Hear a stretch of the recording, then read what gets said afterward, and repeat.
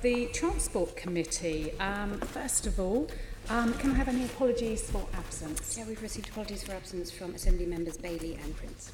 Lovely, thank you very much, and we've got no substitutes. In terms of Chair's announcements, I just want to say we did invite the Department for Transport to attend the first section on Crossrail, and literally we have just had an email from them declining, so I thought we should just put that on the record. We're going to be looking at the delay to Crossrail, followed by a discussion on the night tube. And I'm asked to say that if people are using social media, they should use the hashtags Assembly Transport, Crossrail and Night Tube. Welcome to all our visitors in the public gallery and those watching online. Could you please make sure all your phones and devices, members, guests and the public are on silence, please, to avoid any interruptions. Are there any other declarations that are not set out in the report, members? No? Can we note the declarations? Agreed. Can we agree the minutes from our 11th of July meeting? Agreed. Thank you. Summary list of actions. Can we note the summary list of actions? Noted. And this one I've got a bit more to read. Can we note the action taken by me under delegated authority, a letter to the Transport Secretary regarding GTR disruptions and the reply from the Office for Rail and Road, the recruitment process for 3 London Travel Watch board members and the arrangements for our Thames Clipper site visit in June and subsequent letter. Agreed. Lovely, thank you very much, members. Right, let's move on to our main item today. And the first part of the meeting, we're going to be looking at the delays to Crossrail. And I'm delighted that we've got such a strong panel before us today to get into some of this detail. I'll go from right to left. So we've got Simon Wright, Chief Executive of Crossrail Limited. Welcome, Simon. Sir Terry Morgan, Chair of Crossrail Limited. Welcome, Terry. Heidi Alexander, Deputy Mayor for Transport. Thank you for coming today. And we've got David Hughes, who's Director of Strategy and Network Development at Transport for London. Welcome along, David. Thank you so much for coming along today. And we really want to try to get to the bottom of this and get some clearer understanding for Londoners on this. So perhaps start off to Terry and Simon. Can you further clarify the chain of events that led to your realisation that you were going to have to delay the opening of Crossrail? Yeah. Certainly, Chair. I think the first thing, of course, to say again is that we were very, very disappointed in having to take that decision ultimately. And I will just go over as you've asked for, the events that led up to that. So if we go back to 2018, last autumn, we had increasing pressure on delivering infrastructure, but still within the bounds of normal contract procurement. That is, we were managing risks, we were looking at options to mitigate and so on. We then came to the point of seeking to energise the traction power. This is the electricity that drives the train, the overhead line in our case. Unusually for a tube, it's overhead line, not third rail. And we got to the point of energising that substation down at Puddingmill Lane near to Stratford, and we had the failure of the voltage transformers. So that device failed quite dramatically, and we had to then stop, and we could not then energise the traction power. So that prevented us starting testing on the date we had planned, which was October last year. By the time we'd unravelled all the issues around the failure of the voltage transformer, come to the conclusion about what had caused it, and then put in place the necessary work to fix it, it had taken us 4 months to get through that, and we eventually then started testing trains in the tunnels in February of this year, some time later than we ideally would have wanted. Clearly that had then delayed the start of testing. When we came to test those trains in the tunnels, we had additional problems, and we'd always pointed out that this was the riskiest part of the programme. So this whole area of trying to ensure that we are integrated with software and systems is very, very difficult indeed. We have 3 separate signalling systems, as I've explained in the past, and by the time we came to start dynamic testing, we did not have completed and finalised infrastructure, and we did not have a completed and finalised and tested train. So we're running slightly with one arm behind our back, trying to do the testing we could from October, but clearly not making enough progress. By the time we went through those months in the spring, with some testing, not very positive results, but some results, continuing to fight to look at mitigation, continuing to look at what options we had to still get the testing done. We were raising warnings in sponsor boards and in our board in May and June, and we got to the point where we found that in July we were no longer able to confirm that there was sufficient time left to do this very complicated testing, and that we went to our July board and we said we think this is unlikely, we still have a number of things we need to do, and we were asked to come back in August with a final plan of what would happen and how we would then mitigate and what programme we were going to then recommend. Clearly, until that meeting where the decision was taken that December was unlikely to be deliverable, was not going to be deliverable, but then a revised plan was needing to be put in place, because you can't say we're not going to open in December and have no follow-up plan as to what we are going to do. And that decision was taken at our August board, and we then put in the adverse event notice to sponsors on the following day, and we made the announcement as soon as possible the day after that. So that is the trajectory of events that led up to it, and I think that is what I've explained in the past, but just to clarify, that is exactly what happened. That's very helpful, because what you said there is the 4 months delay, which came out a bit last week before the Assembly, the 4 months delay set you back considerably. There were issues with the testing of the new trains, and you said you started raising warnings in May and June. Yeah, we were putting out, because we have a very open governance system, so we have a lot. We'll come on to that. Okay, so we have lots of meetings with lots of different parts of the Crossrail teams and sponsors.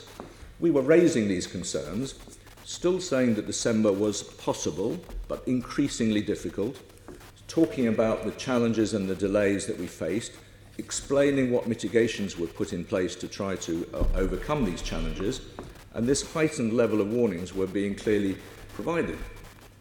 And that eventually led us to the conclusion that we were finally no longer able to say that December was deliverable. So May and June, you were starting to raise warnings saying that December was possible, but it was likely to be difficult. So deep down, though you hope to open it, and I understand the rail industry, you all want to deliver this. I know, everyone we talked to, the people on Thameslink, passionate about delivering it, but actually it was just not going to happen. So you have a risk register, I assume, of all the aspects. Is it in May, June that it started to turn from green to amber to red? And is that when you started worrying? No, or was it earlier? We have a number of risk registers and a number of RAG, RAG, red, amber, green status planning. So we have a very comprehensive risk register. From the earliest days, we were flagging risks around this stage of the project and programme. We have more than 800 risks on our risk register, from things like terrorism, cybersecurity, through to the signalling systems and its technical integration. So we were monitoring and managing this from day one.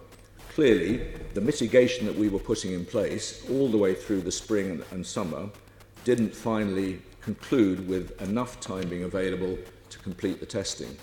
So that's at the point where we had to declare that this was not going to happen. So when did those aspects of your risk register, around the signalling, around the station fit-out, start to shift from green, that you're on schedule to deliver it, to amber to red? I think, as I said, in May and June. May and June. So it's a lot earlier in some ways than what we had been told last week. To what extent were these problems that you faced under your direct control, Crossrail's direct control, or were any of them other bodies such as Network Rail or TfL even? Can I just answer some of the... There are two we needed some additional funding, and that was identified in May in the way that Simon described. And in the language that we used, we were in breach of our funding capacity, and that's when we declared that we had a funding issue that needed to be resolved, and indeed with a written parliamentary statement in July that clarified and gave us sufficient funding at that time. And as Simon said, we had a board meeting on the 19th of July where the indication from my executive indicated that they could no longer have confidence in the date of opening for December. When in July? Sorry? 19th of July. Thank You you. had no confidence in it. we always, when we get into that situation, informally brief that we had a meeting where, as you might imagine, when the executive came, they didn't give an answer to what would be a date that they would be able to declare. They needed to spend more time working on the detail of it. And so I made the decision at the board meeting on the 19th of July to instruct the executive to go away and do more work and to make absolutely certain that there was no way of mitigating the risk that they had identified. And that's when we called the meeting for the 29th of August to give them sufficient time to do that work. We informally briefed the sponsors at that stage. After the 19th of July. There were no dates, there were no costs identified, but we informally briefed both sponsors that the date was at risk and that we were doing this work intending to report back on the 29th. So there was no other data on the table. In fact, I didn't have what was actually declared. Nobody had seen on the board had seen those numbers, no dates.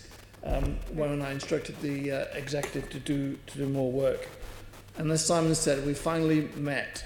Having met some of the supply chain, to be honest with you, to make sure that we were getting the very best from them in terms of some of our critical points, to make sure that there was nothing else that they could do to improve the performance of the programme. And that's, again, something we did in early August. We then met on the 29th of August formally as a board, where the executive presented their conclusions. And so at that date, reluctantly, we had to confirm that the revised schedule will have to be declared.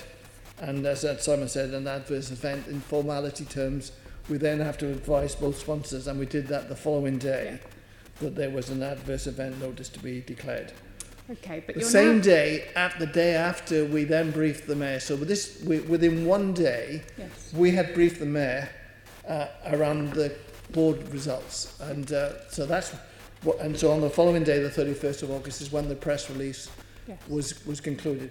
We've had some criticism that we didn't talk to everybody, but I think, in the best interest of making sure that we did the communication as effectively as we could, and not find that some stories were leaking about the programme, that we thought it was very important to get the news out there and to then start handling the consequences of it. But I have to say, the story is slightly different today than what you told us last week. Yeah. You've already told us that in May and June you started to realise you weren't likely to deliver it on time. You had to do more work to confirm that. You've now said on the 19th of July you informally briefed the sponsors. So therefore, presumably, Heidi, as Deputy Mayor, was told. The Mayor was told about this on the 19th of July, which is somewhat earlier than he said last week, which was the end of August. No, there's a separation. We regularly brief the Mayor, and as you might imagine, we regularly brief the Mayor in terms of the status of the project. And many of them, as Simon has said, we've always tried to be very transparent about this. So we've got a problem. We don't have a train yet, to be frank with you, that's fit for testing, and we're still in that state, and that's part of what we've been reporting. So we've always been very open about the things that we're trying to do, and we had a discussion too at both briefings and indeed at a TfL board meeting about the events that took place late last year in terms of not being able to get the high voltage power on. So we've been very open about it, but we've always had to separate fact from concerns, and the fact is that we didn't have a formal position to take until the end of the 29th of August. We did brief out informally about concerns that we had at the board meeting and indeed into briefings with the Mayor, but the Mayor did not have any information of the sort that we provided on the 30th of August any day earlier than that date. Okay, I'm going to come to Heidi in a second before I start to bring other members in, but let me just go back to the question I'd asked. So, Terry, you've revealed a huge amount in what you've just said. To what extent were the problems under Crossrail's direct control, or were they your suppliers, were they Network Rail, were they TfL? Well, you just told us you haven't got a train that's even fit for purpose fully for testing. I mean, that's a huge concern. Crossrail are accountable for the whole of the integration of the system. We are directly responsible through our supply chain for the central section, that is mainly the bits in the tunnels from Abbeywood to Paddington, and then the Stratford leg. We have a delivery partner for the sections on the surface, which is Network Rail. So they are the client, and they procure the works and deliver those works. We have the funding is channeled through us, and then the train is procured through TfL. We are accountable for the overarching integration of the whole system at the end of the day. Okay, so ultimately you are responsible for it all. For the integration. Okay. What about the trains not being available, not being Well, fit can I for just purpose? clarify what that means? Network Rail had a fixed price contract to deliver a scope of work. And so our relationship with Network Rail was an expectation that they would deliver their programme for a And fixed have price they? of 2. No, they haven't. Network And that's Rail have in the failed written on this, parliamentary okay. statement. There was a recognition that Network Rail needed some additional funding, supported by TfL, and that was announced when the written statement was published on the 24th of July. Okay, so there are issues with Network Rail. What about the supplier, the trains? Are there issues there? Have they led to some of this delay? The rolling stock is already operating on stage 1 and 2, so the reduced length units are already functioning. So the train themselves, the hardware, vehicles are all out there operating successfully, and they're very positive, and they've run. In fact, the best performance of any TOC in the country is on TfL rail. So that's good. What we still have are challenges around the software integration, the systems integration, as I've explained last time and this time. So we have to get testing time until we've got the dates for the start of the full-scale dynamic testing I gave you last time, 22nd of October this year, is when we're going to be able to get a completed train with its software finally licensed, if you like, or approved, and completed infrastructure. Bring those two parts together in the central section, and that's when we'll start to see the real results of this integration coming forward. Okay, and then the central section stations, are they behind schedule? You made reference last Yes, week to yes. to something you've seen, and it was incorrect. So they're not behind schedule? No, I didn't say that. But that information that you had and quoted, Only which three. is I surprising, quoted that is only incorrect. three were ready. Okay. We're 95% complete, and it is true to say that the stations themselves are behind schedule, but that we're still forecasted to complete, with one exception, this year, the work And on the those exception stations. is Whitechapel? No, in fact, that's where it's incorrect. The one station that has always hung out there later than anything else is Bond Street. Okay. And I think it's fair to say, as an example, I think I said last week, we've always worked very closely with TfL to try and find pragmatic solutions to actually allow us to open. So we had different plans about how we could mitigate. So it was possible to open the railway as part of our plan. Okay. If Bond Street hadn't been completed, that's 2 ticket offices, one at Bond Street, one at Hanover Square. Hanover Square, We yeah. could open without the Hanover Square, if that was the best way to get the railway Okay. open. Great, that's helpful, thank you. Heidi, can I come to you? Yeah. Remind me, when did you start as Deputy Mayor? On the 11th of June. 11th of June. So what were you told about Crossrail? Were you told, as we're now informed, that May and June, that it's possible that it wouldn't open in December, or were you told everything was on time, on budget?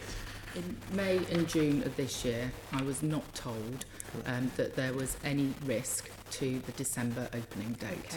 Okay. What I was briefed upon, I met with Simon and Terry even before I started on the 11th of June, and I was advised about the very significant cost pressures Yes. that the project was experiencing at the time, and there was a lot of work in my first few weeks in the role when negotiations were ongoing between Transport for London and the Department for Transport to find a solution to those cost pressures, which was reported in the written ministerial statement on the 24th of July. I'd like to be quite transparent and honest with the committee about my views on all of this. It is true to say that towards the end of July, I was quite worried about the deliverability of a December opening. But as Terry and Simon have said, until the Crossrail board met on the 29th of August, the project was still advising us that there was a chance that the December opening date could be met. And so I didn't hear anything, and nor did the Mayor, about an autumn opening date until the last week in August. When those concerns were expressed to me about the rising schedule pressures as well as cost pressures, and I would just like to make it very clear to the committee that in my first few weeks in the job, the concerns were about the cost as opposed to the schedule. But when I was made aware of increasing pressure on opening dates, I was very clear that the project team needed to go away and do a thorough piece of work, because if there was nothing definitive and categoric coming out of Crossrail towards the end of July, nobody could make an announcement that would have really made any sense. And I can understand the desire in the project team not to abandon a December opening date if there was any realistic chance of that date still being met. I was clear with the Commissioner that we should commission independent review of the work that was still outstanding, and I think that was updated to the Assembly at the plenary last week, and it was at the end of August when that review came back, looking at the remaining construction work to be done in the tunnels and the way in which that would play out over the next couple of months, that the Crossrail board took the decision that they did on the 29th. I was aware that that meeting was likely to reach that outcome, but I was only aware a day before that meeting took place, and then I immediately briefed the Mayor on it immediately after the Crossrail board meeting had taken place. That's really helpful. Thank you for that, Heidi. And just to clarify, the 19th of July, we were told by Terry, is when he informally briefed the sponsors. So was that the point in July when you started to think this may not get delivered in December? It was later than that, to be honest, slightly later. The 19th of July date, I think, was a meeting of the Crossrail sponsor board, on which I'm one of the two TFL representatives, and it was at that meeting that Simon and his team briefed us on their growing, on the mounting risks to the December date, and the fact that Terry had called this extraordinary meeting of the Crossrail board at the end of August. So that's the 19th of July reference. Just for precision, it was a week later that we had the opportunity to brief the Mayor on, and indeed the sponsors, about the results of the board meeting on the 19th. So it's so we don't play around with dates. It was the 26th when we actually had that briefing on the outcome of the board meeting. Okay, thank you. And Terry, I have to ask this. You've been on this project since the start. Yeah. You were assuring all of us in June and July this was going to open on time. Have you considered your position as chair of Crossrail as a result of this delay to the project? That's a very fair question to ask. I have. And you're right, I've been with this programme for 10 years, and it's my determination to finish the job. Okay, so, and you've not been under pressure by either the sponsors to... It's not, as you quite rightly point out, at the end of the day, I'm appointed by the Secretary of State and the Mayor of London. But where I am at the moment, you asked a question of me directly, that's where I stand. I want to finish this job. Okay, and you're not under any pressure from either of them to give up the post? Not been raised with me, but it's something that you obviously think about a great deal. We've let people down. You're quite right. Since Heidi's become Deputy Mayor, it's been a trail of disappointment. And at the time, we were very confident we could get there with a lot of hard work. But we've not got there. And you've not been asked to leave. Okay, thank you very much for that. Let's move on to look at scrutiny and transparency. Florence, you're going to lead this. Thank you. I just wanted to start by saying that all of us as Assembly members and you share the ambition that we want to see this project delivered on time and delivered safely. But the reality is there has to be a lot more scrutiny around this project of this size. And just some of the conflicting information we've heard this morning demonstrates why. TfL have been raising concerns, and so have the Assembly, in terms of who reports to whom, when, and what those meetings actually take note of. One of the key things that we wanted to ask to Crossrail is, in terms of the information being communicated to both TfL and the Department of Transport, are you confident that the information was being promptly and accurately reported back? I'm very confident. We in governance terms, we obviously have a responsibility to Secretary of State and the Mayor, but that's managed through the sponsor board, which includes David as a board member, And I'm very confident we've always had a very open relationship, sometimes, as you might imagine, challenging, but it's been a very open door. And indeed, you have to remember that the sponsors appointed what's called a PREP, project representative. They sit inside our building. They've always had access to, and they write a report regularly to the sponsors in terms of the current condition of the programme. And so there's always been this independent oversight made available to the sponsors to correlate with our own reports in terms of the status of the programme. Heidi, David, are you confident and comfortable with the fact that TfL, Crossrail, does not publish enough information? So some of the information around the board meetings, those papers are not published. And to a oversight committee in 2016, TfL did state that they would be working with Crossrail to ensure there's a consistent approach to transparency, but there doesn't seem to be any follow-up on this. Can I answer that question? I have actually made my views clear to Crossrail on this issue, and I believe that there is very significant public interest in this matter, and I have asked Crossrail to publish the minutes of their board meeting as soon as possible. There may have to be some redactions where there is commercially sensitive information, but I have made my views clear on behalf of the Mayor to Crossrail about this issue. That's great. So can I confirm that we will? And the caveat is that we don't operate like the TfL board in that there's no closed and open session. The minutes reflect everything that is discussed at the meeting. So there isn't a separation between the two discussions. And of course, that means inside those minutes there's some highly sensitive information that is not in the interest of TfL nor the government to see published. So there will be a level of redaction, but I'm in no doubt that we're going to get pushed very hard to minimise the amount of redaction that goes into the minutes we release, and that's what we will do.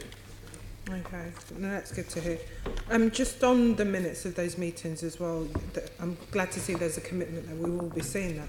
Do you feel that in terms of the independent review that was commissioned, that we should see the terms of reference and what that's actually going to outline?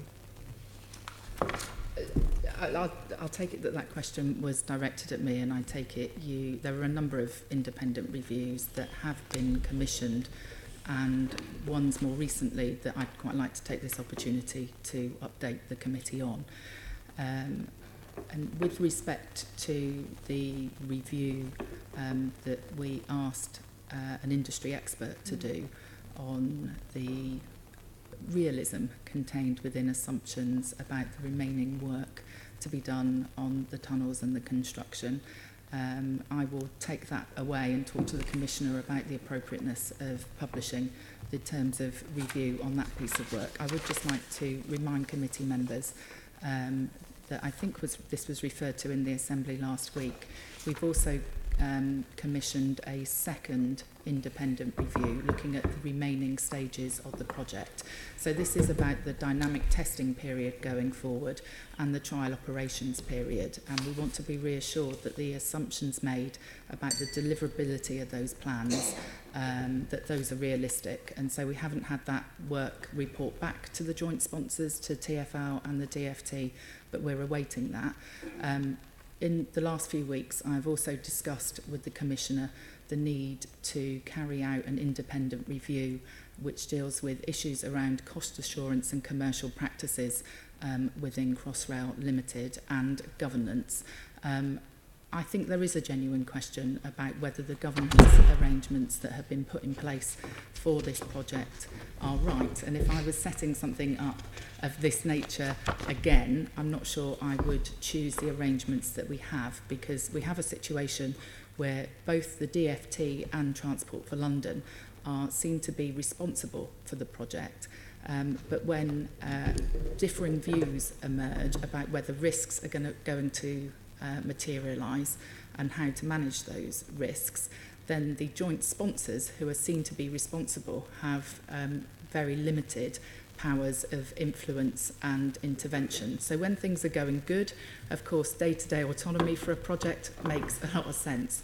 When the going gets tough, I think some of those governance arrangements have been called into question.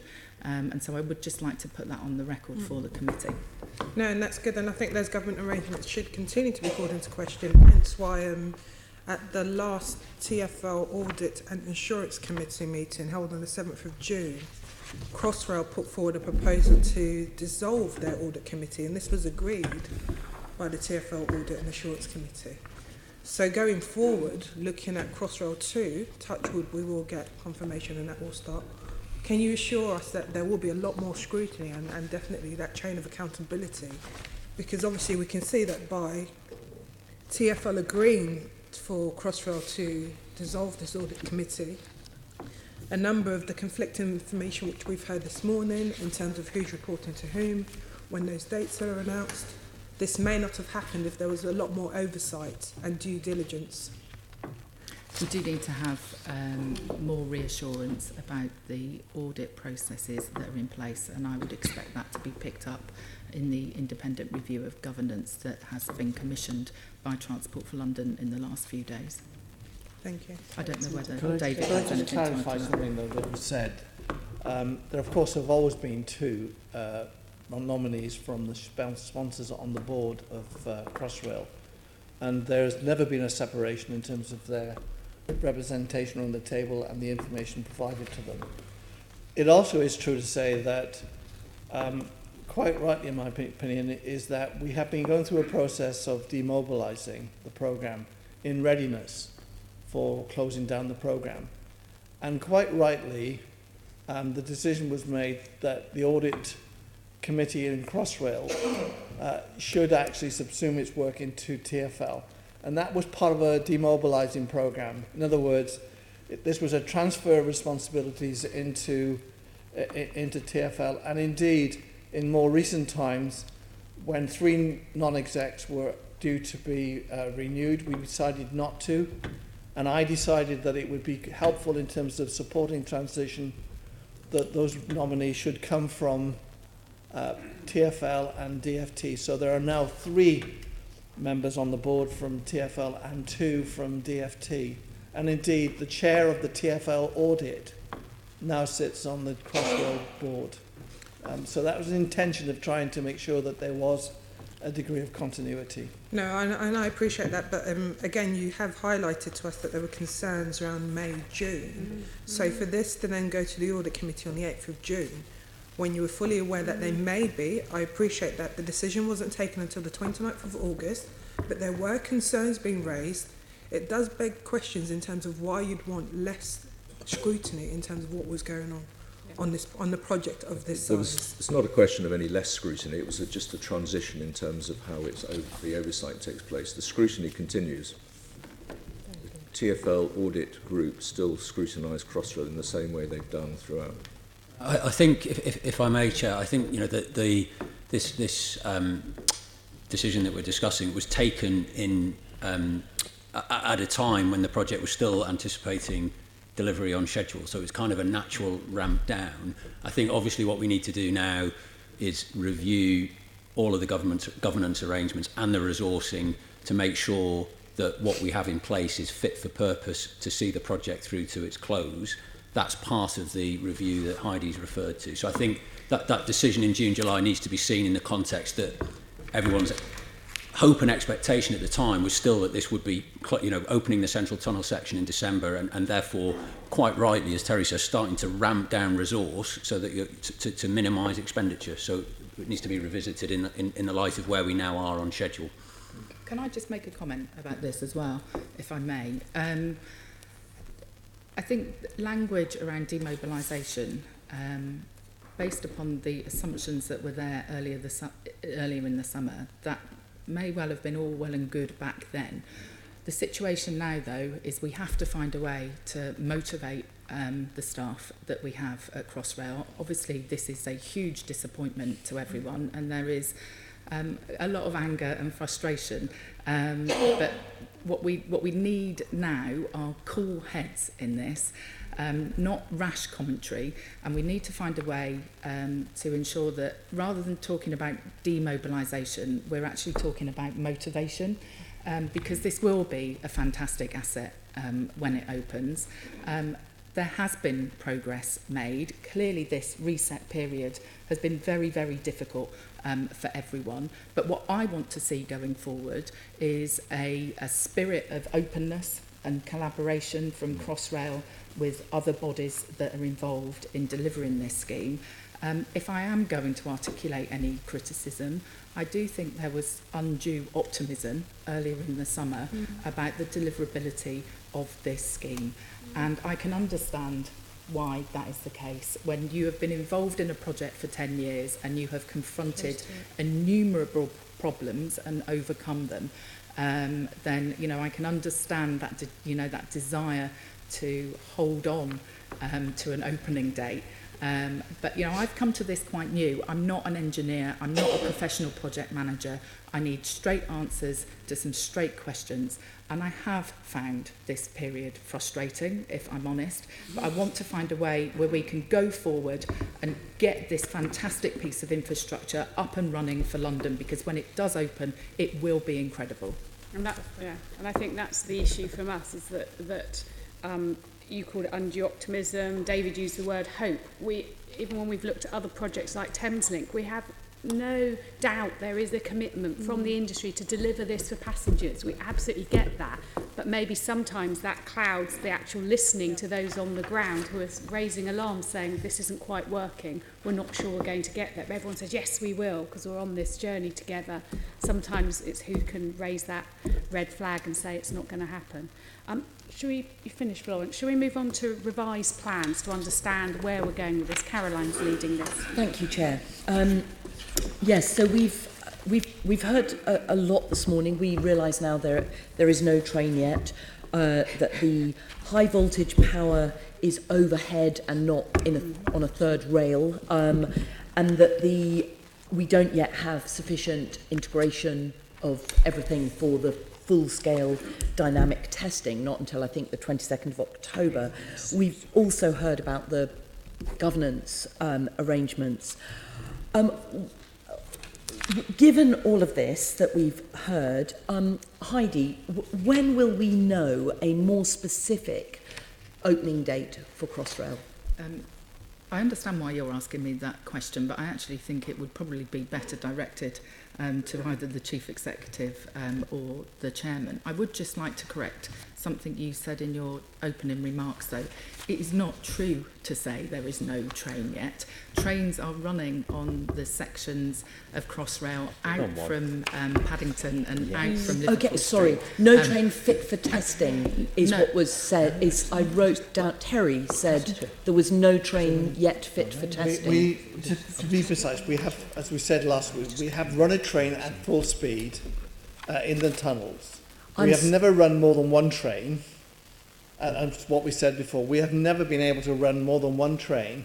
What we haven't yet got is we have not got an homologated train where we could say the manufacturer has given us an assurance that we can put this train into test. That's what we're still looking for next month. Okay, and that's what that's what I was referring to when I mentioned it in my opening remarks. Thank you. So would that be Terry or Simon to say when will we have a more specific opening date for Crossrail? Well, as we said in our statement, we've talked about autumn next year as being the opening date for Crossrail. Now, people want more precision.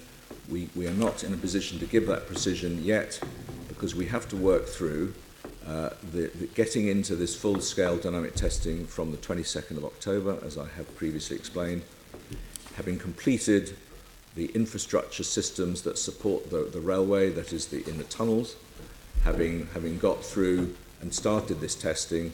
When we have got some test results under our belt, then we'll be in a position to be more definitive about the number of times of cycles we're going to have to go through this software upgrades and software patches, and what are called patches, fixing bugs. Yep. Until you get into that, it's really very difficult indeed, and no one can be definitive about how many times you have to go through this cycle. We've made an allowance, we made an estimate, and we've also allowed some risk against that estimate. So we've been quite cautious and careful about these assessments, but until we have started that dynamic testing process, we're not going to be in a position to be more definitive about the outcomes. So don't know how long these processes take. So you anticipate starting this dynamic testing on the 22nd of October, and then you say that you need to be able to run some cycles so that you understand how much bug fixing there is going to be to do. Yeah. So how long do you need for that dynamic testing until you'll start to have a sense of the scale of any issues you might be dealing with? Several months. Several months. Meaning 3 or 4? 3 or 4 months. Okay. And so we've been given autumn 2019 as a sort of late estimate date of when Crossrail will open. But do you think actually that that's an optimistic estimate? Do you think we should be waiting for this 3 or 4 month period after your October dynamic testing begins before we start to think of these dates as solid? Can I just say that we've obviously surprised our sponsors by some of the things that we've gone through. We have looked at a programme that will take us through to the autumn 2019. It's still subject to a heavy-duty scrutiny, whether, given the work that we've done to date and the disappointment we've created, there needs to be some time for independent scrutiny to take place of our programme. And I think that's right and proper. And that's going to take a little time to get to. So we have to have more confidence, and indeed the sponsors have to have more confidence that what we're saying now is deliverable. Yeah. Well, I think Heidi said earlier, talked about a spirit of openness and collaboration, and actually, you know, that seems to be really important, because with a project that's as important as this for London, if everyone's just seeking to blame each other, then that's actually not going to help us get through it. So what I would like to know is, how will Crossrail and TfL keep the Assembly up to date on progress in a way that is realistic, so we don't have these surprises going forward? So I think that first and foremost, we will continue, Terry I will continue, I'm sure, to provide reports to each and every meeting of the TfL board in open session, as he has done throughout the project. Terry attends the TfL board along with Mike Brown and Mark Wilde, and Terry also attends the Programme Investment Committee of the TfL board, and at each and every one of those meetings we provide in open session an update on the progress of the Crossrail project, and I think that's what we'll continue to do. Obviously those updates, I think, will be subject to more scrutiny and more challenge and more discussion than perhaps has been the case hitherto. And are you saying in that you think that there wasn't enough scrutiny before? No, I'm not saying that. Merely a reference to that inevitably heightened interest in the progress of the project, given the very disappointing news that we've all had to come to terms with over the last couple of weeks. The progress of the Crossrail project, you know, has been, as I say, been discussed on a regular basis at the TfL board and at its committees, and, you know, as has been alluded to in this morning's discussion, I think, you know, there's been a fairly transparent and open exchange of views, both in the kind of public sessions of those boards and in the private sessions between sponsors and the Crossrail exec and in the sponsor board. So I wasn't, you know, suggesting that there'd been insufficient scrutiny. Merely, I think an inevitability of where we are now is that there'll be a heightened interest, and everyone, you know, this committee included, will be wanting to pay closer attention to progress over the coming months as the team work to deliver against the revised schedule. Yeah, thank you. Can I ask what progress has been made on calculating possible delays to launching the east and the west sections of Crossrail? The studies are continuing. They're not concluded, but we are making progress. So that work is underway. I think we'll need about 4 to 5 more weeks before we're able to reach any conclusion, and then we'll have to go through some governance, unfortunately, not unfortunately because that's what we do, but we'll need to go through board assessment and board approval, and then we can share that more widely. But it's a quite complicated situation with rail. Of course, when we get out onto the network rail areas, you get into timetabling, all sorts of complexities around that. So it is taking a bit of time to work that through. But we will conclude that. If I may, Heidi referred a little earlier to the independent reviews of the schedule that had been commissioned by the sponsors, and mentioned that I think both this morning and in last week's plenary session with the Assembly that there were two parts to that schedule review commissioned by the sponsors. The first was looking primarily at the closeout of the construction work up to dynamic testing. That element of the review, as was mentioned last week, has already concluded and broadly aligned with the decision and recommendation arrived at by Terry and his board at the end of August. The second part of the independent schedule review that is ongoing is looking at, amongst other things, the realistic timescale for opening stage 4 and stage 5. In other words, getting to the full end-to-end running of the services. So that's running alongside the continuing work that Crossrail are carrying out, to which Simon just referred. And you know, it's clearly an incredibly complicated thing that you're dealing with here. What if the ongoing tests reveal further serious problems? What are the implications of that, just in terms of delivery? Are you kind of planning for potential? You know, I mean, have you got contingency plans for what happens if things in real life, when you're testing, don't actually go to plan and the software bugs are more difficult than you expect to fix? We have built in some contingency into the schedules, so the answer is yes. We have mitigation measures to bring into play as and when these things occur.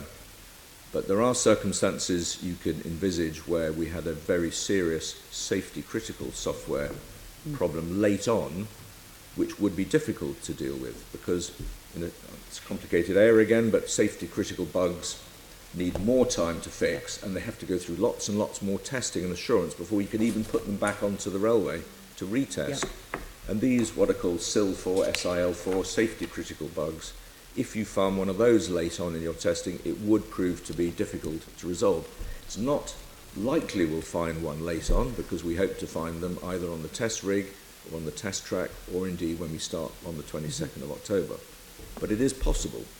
Yep. So one has to be open. We're trying to be as open as we possibly can in all contexts. And there are these kinds of risks with very complicated software where these things can occur. Mm-hmm. But given the experience of this recent revelation of delay, you will be open immediately with any big delay that comes. The reporting is in place. We spell these things out as they happen, and so the answer is yes. Thank you.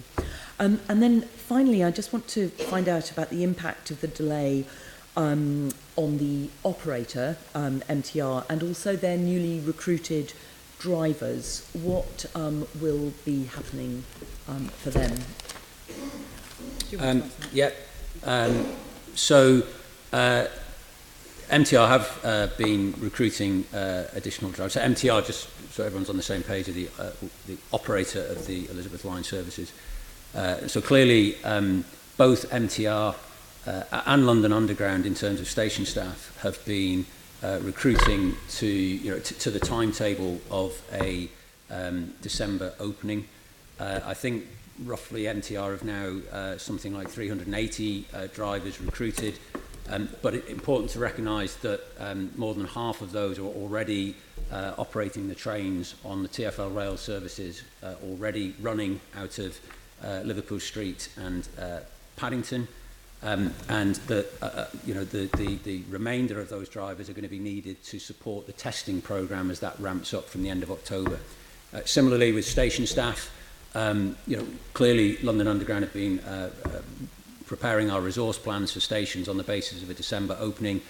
We will be able to use those staff that have already been recruited elsewhere on the network. So what we've been doing over the last couple of weeks is starting to adjust our resource plans to reflect the later opening date. And if the concern is that we're going to have armies of train operators and station staff sat around twiddling their thumbs for 9 months, that's not the case. They'll be usefully employed in okay, and no one will lose employment from it. No, thank you very much.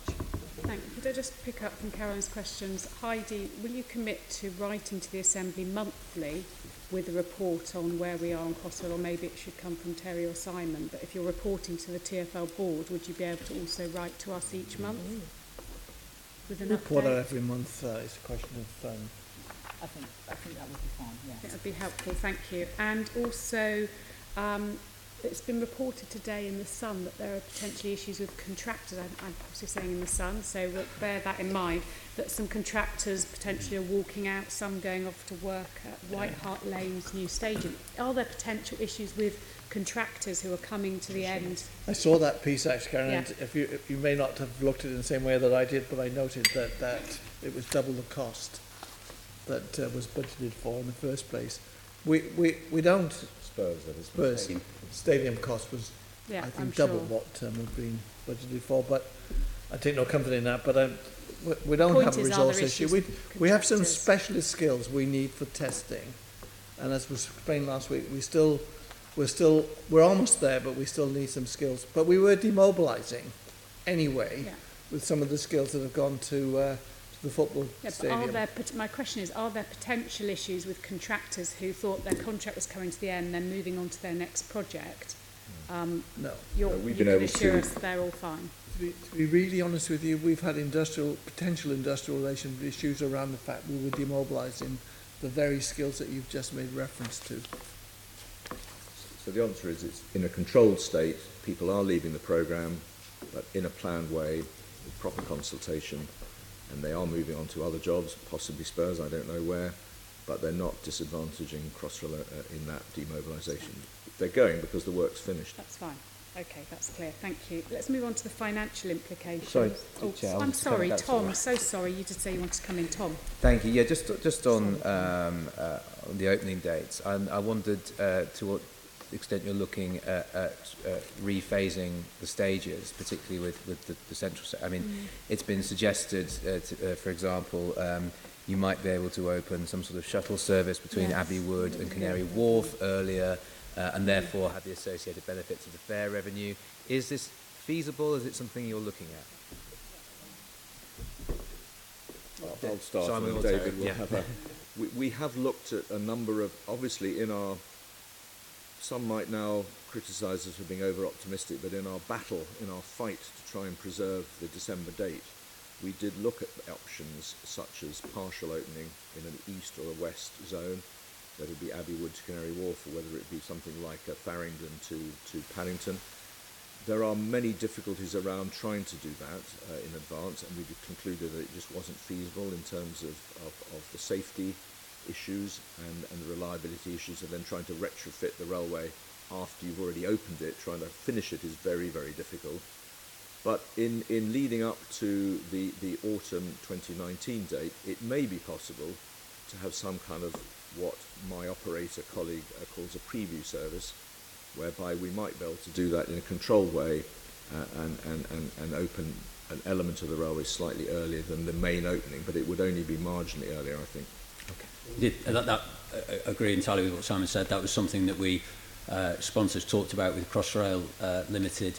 It would have been, attractive to try and go for some partial opening, but the advice from Crossrail, which we agreed with, was that actually would probably increase the cost and risk in delivering the end state, and that's more important. So Simon said, I think you made the right decision in that regard, but I was just interested in going forward. It's and still on it's the interesting agenda, what Simon said. but yeah. I would not play it up as being a very significant opportunity. It would only be slightly earlier than the main opening, I think. Thank you, Tom. Sorry, I've missed you. I did have you written down. Right, financial implications. Steve. Thank you, Chair. Perhaps for those who may be watching this who are new to the project, it might be worth to set a scene, perhaps Simon or Terry, to give an indication, a best guess of what the overall Crossrail budget has been and is, as far as you know, in roundish figures, including the Elizabethan line, just to set a scene on the financial aspect of Crossrail. Just around, broadly speaking, the budget for Crossrail has been 14.8 billion, and that is 12.5 billion for the central section and 2.3 billion for the Network Rail delivered works on the surface sections of the line. In addition to that, and always separate in its accountancy treatment, is roughly 1.1 billion of costs for the rolling stock and depot. So that's the broad order budget for Crossrail. Well, I'm sure taxpayers always like to hear about accountancy treatment of public funding. These are enormous funds Absolutely. of public accountability. So, setting the scene there, leading on from that, and we're talking about capital and revenue here with the delays, how much additional funding will you need to continue to complete the project? Bear in mind you had 600 million, you referred to it earlier, I think so too, about 600 million extra in July from the government prior to this delay. Have you? There was obviously an exchange last week with the Mayor. Yeah, would you like to try and so the 600 million you refer to was the announcement, the written ministerial statement made in July, which reflected the view of the project at that time as to the likely additional capex requirement, and that was broadly 300 million additional for the central section and 300 million additional Network Rail funding for completion of the surface section works. We don't yet know, and Crossrail are still working through what the financial implications will be of the delay to the schedule that was announced at the end of August. Very preliminary assessments being done by Crossrail. As Heidi alluded to earlier, sponsors are commissioning an independent review of that work as it unfolds. And until we understand the likely size of any additional capex requirement, we're not really in a position to advise how that additional capex requirement would be met. When we had the exchange last week, with the Commissioner, there was a simple, and we are simple people with simple questions. The question was how much capital and how much revenue, and the answer I heard last week was 300 million extra capital. No. Well, so it was please don't contradict me. The question was posed, and the response was 300 million capital and a revenue aspect because of the lost revenue. Yes. Would you like to? That was wrong, was it? So, shaking of head. I'm not meaning to contradict you. The 300 million to which I think, and we can check, to which the Commissioner was referring in his answers last week was the additional 300 million that was announced in July. Right. That was a capital requirement. Okay.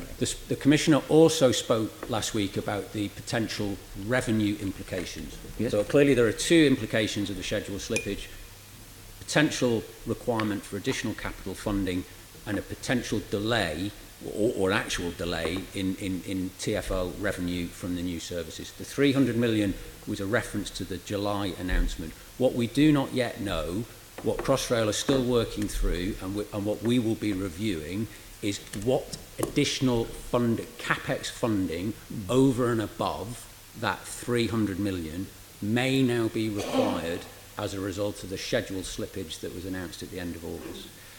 That information will be all worked through, and we hope we will have by then concluded discussions with government about how any additional funding requirement will be met in good time for the Assembly's review of the TFO business plan at the end of this year. Okay, I'll get on to some conversation about the revenue loss in a minute. So you are at present having those discussions with the government about additional funding. How are they going? So I think to the best of my knowledge, there have been two meetings in the week and a half or so since the announcement with DFT and with Treasury colleagues, which we've explored, just kind of thinking what the options might be without yet knowing what the requirement might be.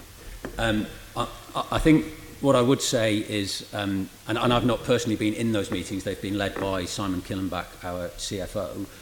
What Simon has said is that those initial meetings have been very constructive, very collaborative, and that DFT and Treasury officials are coming to the discussions clearly with a view, like us, that this is a problem that the sponsors are going to need to address together. Okay. So the figure that you quoted that we heard last week, the 300 million, was already in the July amount, but there will be additional capital requirement, as yet unknown, to continue the project. An Correct. Unknown amount, probably a large unknown amount of taxpayer money. I'll get back to the revenue. So this is lost revenue because the Elizabeth isn't opening on time. Correct. Which is, and this is probably more for Heidi perhaps and David, because obviously there's a significant loss of income, and I think we heard and I haven't got it in the briefing, 20 million in the first year, Yeah. and rising possibly. Yes. And rising. So But the Commission last week wasn't able, probably quite fairly, unable to put a real figure on the potential lost revenue income because we're talking about 1 year and then cumulative years. And that is not just the income, but there's commercial income, etc. And that's a problem for TfL, bear in mind the operating loss, isn't it, Heidi?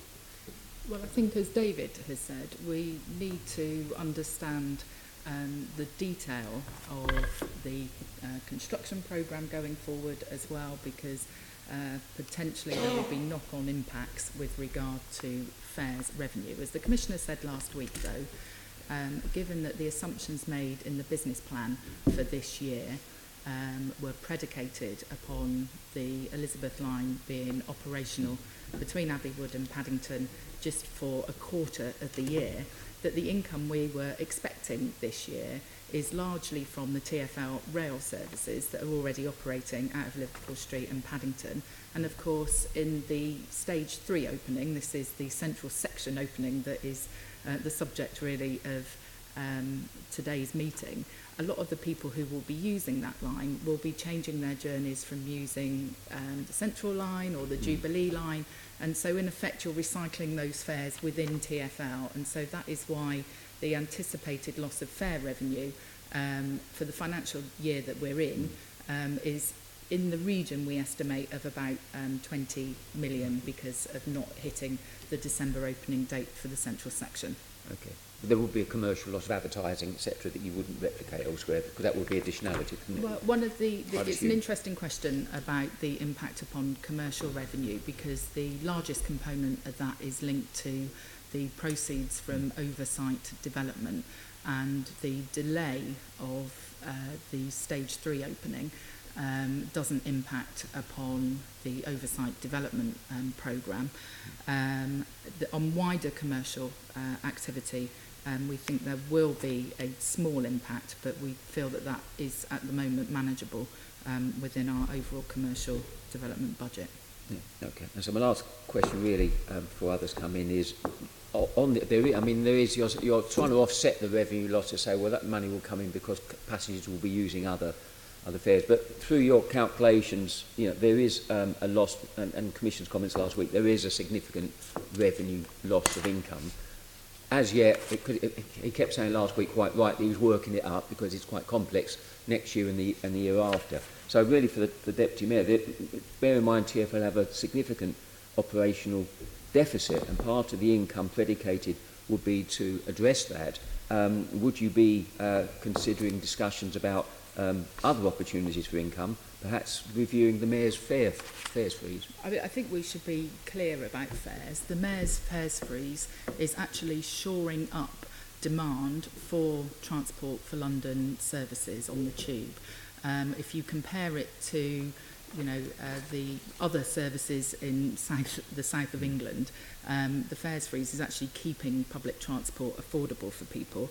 And I don't think that we should be looking at increasing fares to cover the costs of a one-off delay to a construction project. I don't think it would be appropriate to do that, and I don't believe it will be necessary. Okay, thank you for that. My last comment really is echoing my comment last week, which is these are significant sums of public money, 300 million additional, 600 including 300, an unknown significant amount also being asked for. And these are capital funds that could have been spent elsewhere in London, the tram, and elsewhere. And people out there, I had to get that in here. But the fact of the matter is, these are large chunks of TfL funding, capital funding, there seems to be almost no end to the investment on this one project. Can I just make a brief point on that? It was also a significant amount of public money that was taken out of the project back in 2010 when the government decided to reduce the overall budget from £15.9 billion to 14.8, and we have a situation here now where it may be that the overall cost of the project comes in closer to what the original estimate was, and before that money was actually taken out. Thank you for that. Okay, could I just pick up, there was one question I just wanted to tease out about advertising. that in February TfL launched a tender for 6 sector exclusive brands to be launch partners for the line's first year of operation with logo presence on the tube map, controversially. What lost commercial income are you going to see given that there is at least a year's delay to the opening? Chair, I don't have that information to hand, but I can write to you with that. Okay, that would be helpful. Right, I've seen Navin and then Tom. Absolutely right that Deputy Mayor has confirmed that she's been extremely concerned about the increase in cost. I want to try and get around, in simple terms, in layperson terms, the whole issue about contractual arrangements in terms of project value and so on. Am I right in saying that from the figures being quoted, got 4.8 billion plus 1.1 for rolling stock, and that gives us current, what you might call value of capital program at 15.9 billion? Is that correct? Yeah, can I just, there's a bit of a coincidence of numbers here that could cause confusion. The construction budget is 14.8. Yeah. It was, as Heidi just mentioned, it was previously, before 2010, 15.9. Yeah. It was reduced to 14.8. Separately, the rolling stock is 1.1. If you add the two together, you get back to 15.9, but it's not the same 15.9. Fine. I wasn't trying to, I was simply trying to get to the figure as quoted. Yeah. Now, generally, when you have construction projects, or I suppose any projects, you allow for contingency funds. Are you able to tell us that this figure includes that contingency fund, or is that additional to the sum quoted?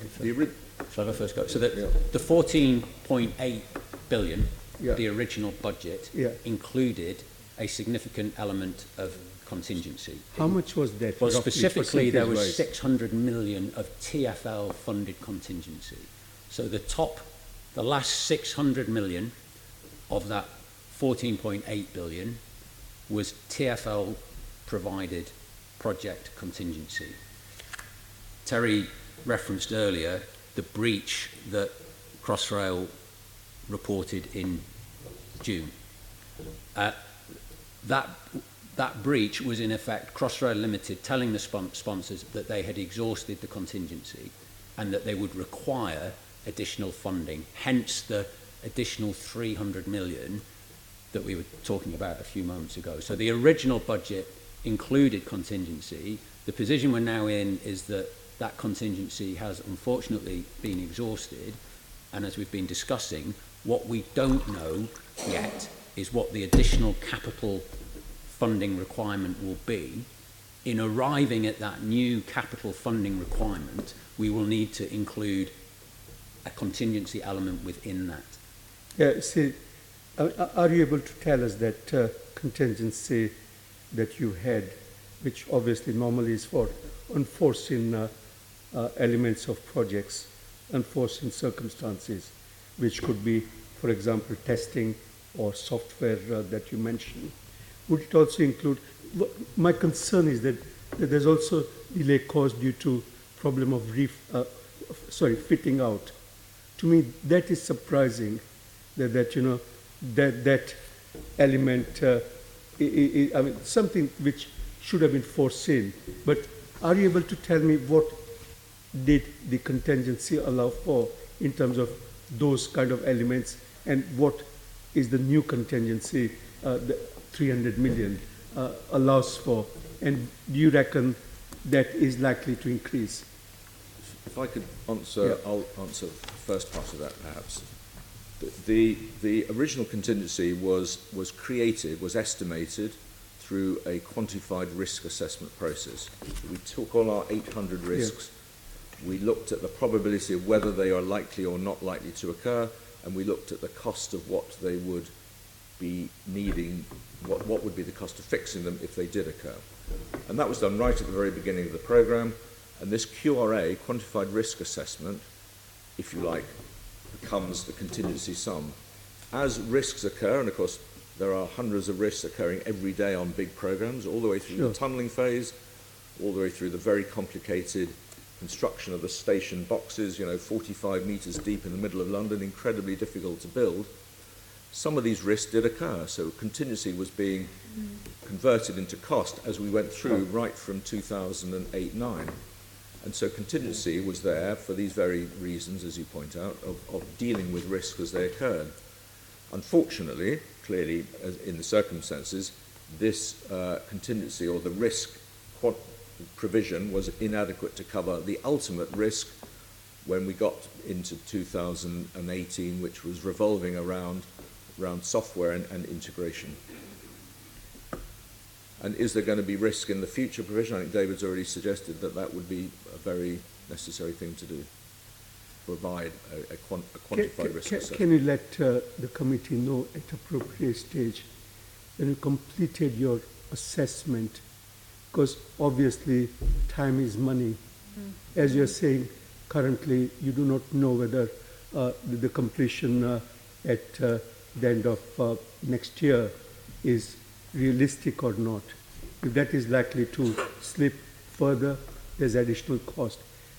Can you let the committee know both when you get to a realistic completion date, together with that, what is the new contract value, i.e. the completion sum, because that certainly we need to know, because it has implications in terms of the taxpayer money and what's the cost to Londoners is apart from the other funding commitment that will be required. I mean, of course we will do that, and I think by the time we're discussing with the Assembly the outcome of the business planning process, we would expect to have a full understanding of the additional funding requirement, the contingency element within that, and how that funding requirement will be met. Thank you. Tom. Thank you. Yes, I'm glad, Heidi, you pointed out the original budget. And like Steve, I'm a simple soul. It almost seems to me like a project costs what it costs, and just hacking bits out of it is probably not going to be successful. And I wondered if I could hear from David and maybe Sir Terry, when that sort of agreement was made that the budget would be reduced, what your thoughts were at the time as to how realistic it was. And could you also tell us if you feel it has contributed at all to the delay? Perhaps I'll start with Sir Terry. I'll avoid repetition in terms of what Simon said. We applied the QRA to the funding, and there were a number of adjustments made, and the scope changed where it was, but we supported, at that time, we supported the reduction in funding. At that time, there was a question, and it wasn't the motive behind this, but there was a time where the whole going forward of the programme was in doubt. And so we went through a process of satisfying ourselves at that time with our understanding of the programme, whether we had sufficient funding on the 14.8. Benefit of hindsight will say that we clearly did not have enough contingency left to deal with things, because some of the contingencies we had are to deal with things we didn't know about, and some of the things that we didn't know about, we actually made decisions not to commit until we knew something better. So there were two sources of things we had to manage that were beyond the original scope of the things that we committed to do. Did it contribute to the delay at all? That's not a factor? No. Okay. There's been some correspondence I've seen in public about suggesting that there was a delay on the train contract. I'm being very clear. There was some discussion around how that should be funded. That was of a concern to us because that brought some ambiguity to the programme. But when the decision was made that the trains would be procured through the borrowing capacity of TfL, that was something we really welcomed because it brought certainty to the programme. And indeed, within a couple of weeks of making the recommendation about who should win the contract, the order was placed, which would have been quite unimaginable in the context of a PFI. Yes, he did, and he made that point last week, I think. Yeah. David, yeah. I concur with Sir Terry and I are two of the dwindling number of people who've been involved in this project since the outset. So, my recollection of those discussions in the 2010 spending review, align with Sir Terry's. It's important to remember that at the time, Crossrail was not a committed project. We hadn't started digging. There was a rationale behind the reduction in funding, and that was that the tender returns for the main civils contracts had come in with very tight prices, because this was in a period after the global financial crisis of 2008, so there were very tight prices coming in from the market. I agree with Sir Terry. I think with hindsight now, you look at that and think, well, maybe taking that money out was the wrong call. There was a rationale for it at the time. As regards the financing of the train and the decisions and discussions that took place at that time, my recollection is the same as Terry's, actually, that we changed. One of the main reason for changing the financing mechanism for the rolling stock, because the original intent would be that it would be PFI financed, was actually to remove schedule risk, because we felt that trying to finance the trains through a PFI deal based on what had been experienced on the Thameslink programme would put us in a very difficult position, negotiating position opposite the banks, in terms, because they'd know they had us up against a hard deadline. And so the decisions that were taken around the approach to rolling stock financing at that time were taken with the main purpose of de-risking the schedule.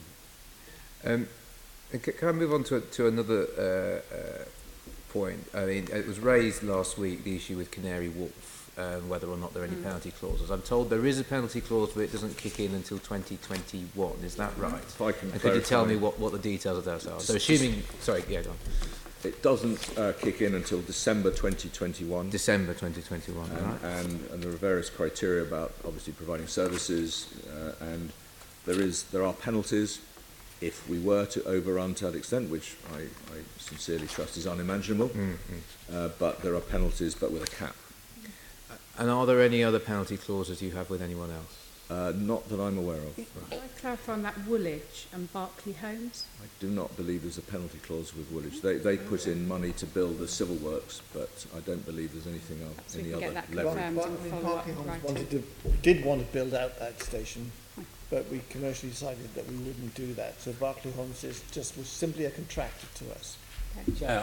My understanding is the same as Simon's, but that there is no penalty clause around Woolwich, but we will confirm. Yeah. And final one to Heidi, I think this one. It was confirmed, the Mayor confirmed last week, quite rightly, I think that the bus rescheduling that was going to be based on this was going to be delayed. The bus changes and the cuts were going to be delayed. What's the knock-on impact on that in terms of the cost for the bus service? So I don't have that figure to hand. I would just like to clarify something about the various bus consultations that have happened and are also due to happen. And that I think the Commissioner said last week, where we have consulted on changes that were directly related to the opening of the Elizabeth line, how people might get to stations around Woolwich, or for example, that we wouldn't rush to implement those. However, there are also some wider considerations around, for example, the introduction of the ultra-low emission zone in central London in April of next year. And so I think we need to do a thorough piece of work at TfL to look at all the changes in the round and to understand exactly which changes there may be still a rationale for going ahead with, but clearly where it's only linked to the opening of the central section of the Elizabeth line, then we won't be going ahead with those, but we do need to look at some of the implications around central London. None of the bus routes that are included in the consultation that is due to start later this month are directly affected and related to the Elizabeth line.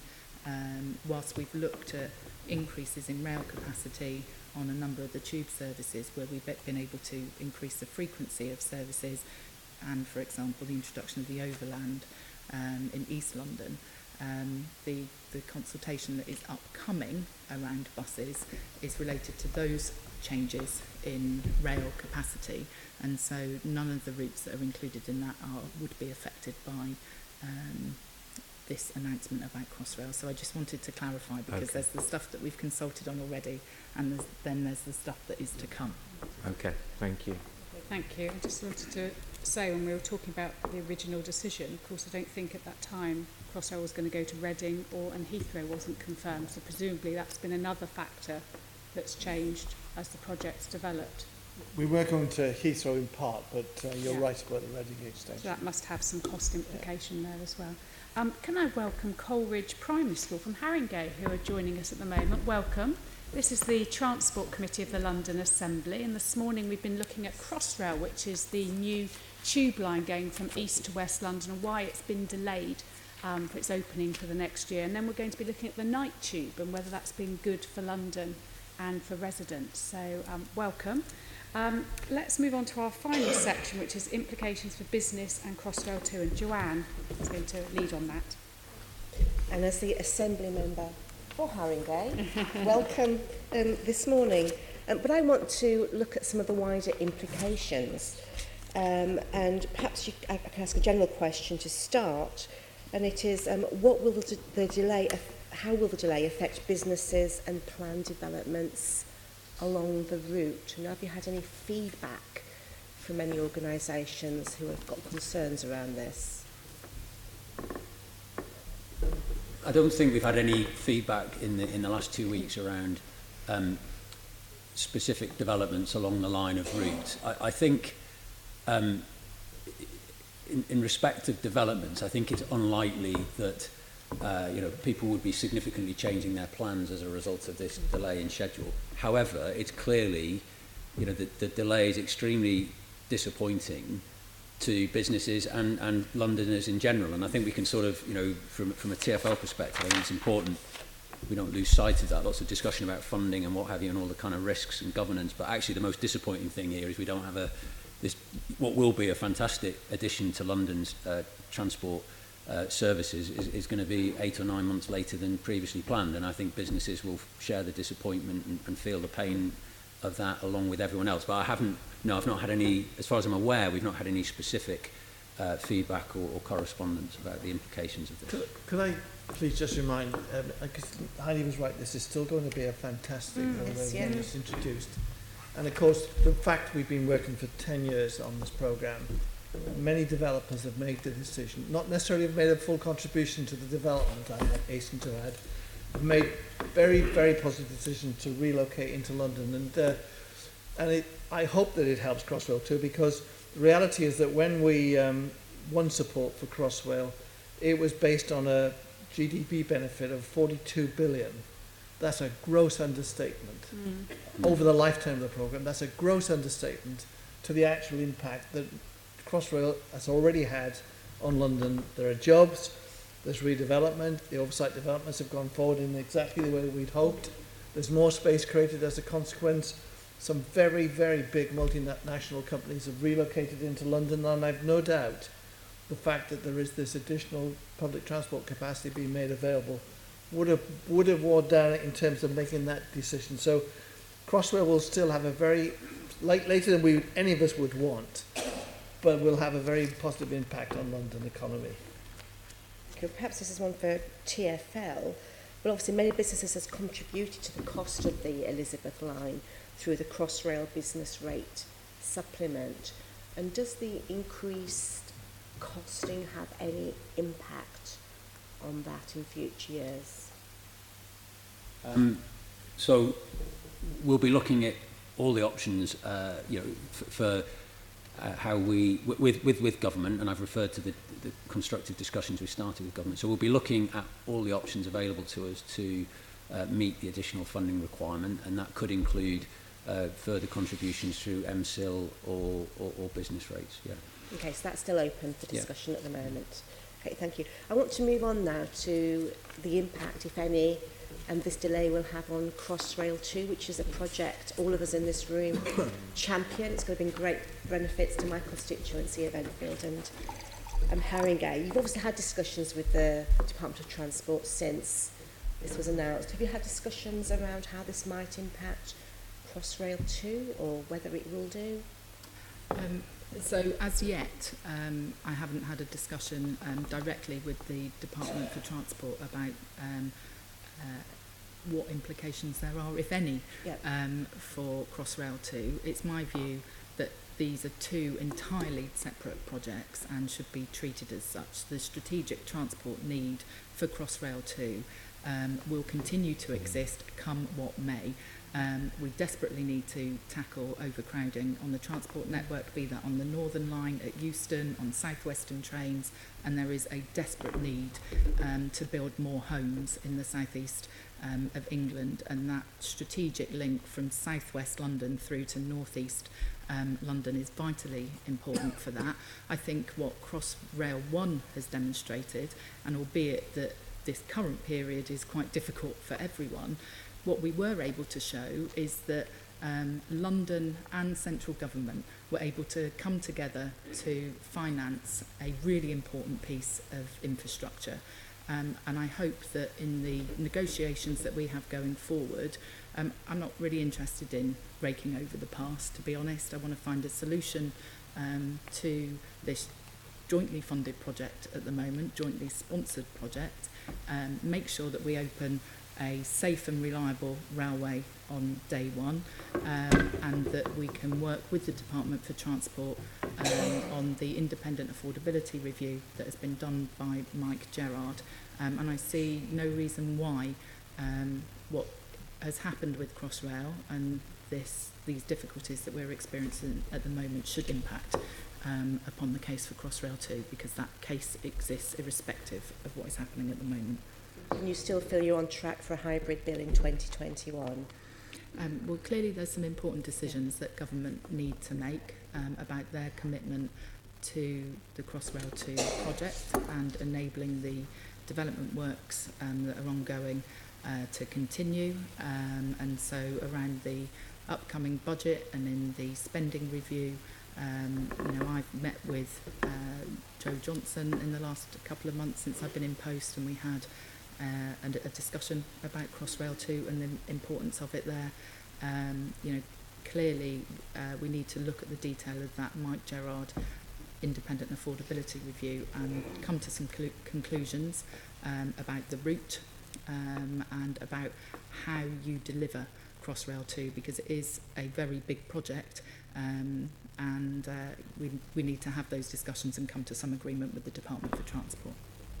Wonderful. And going forward on Crossrail 2, there will be questions asked about TfO and the DfT's ability to oversee major projects. So what can you do, I suppose, the learning from what's happened with Crossrail, how are you going to ensure that that's taken forward into any oversight or governance arrangements for Crossrail 2? Yeah, I think I alluded earlier to the fact that I see a number of lessons that really need to be learnt from what has happened here, and one of them is about the oversight that sponsors of a project have and their ability to intervene and influence when we are dealing with the sorts of problems that have emerged in recent weeks over Crossrail. So I think that there is a broad piece of learning for the industry to do and for government to do about what governance arrangements are appropriate for very large-scale infrastructure projects like this. I would make two other points about lessons learnt.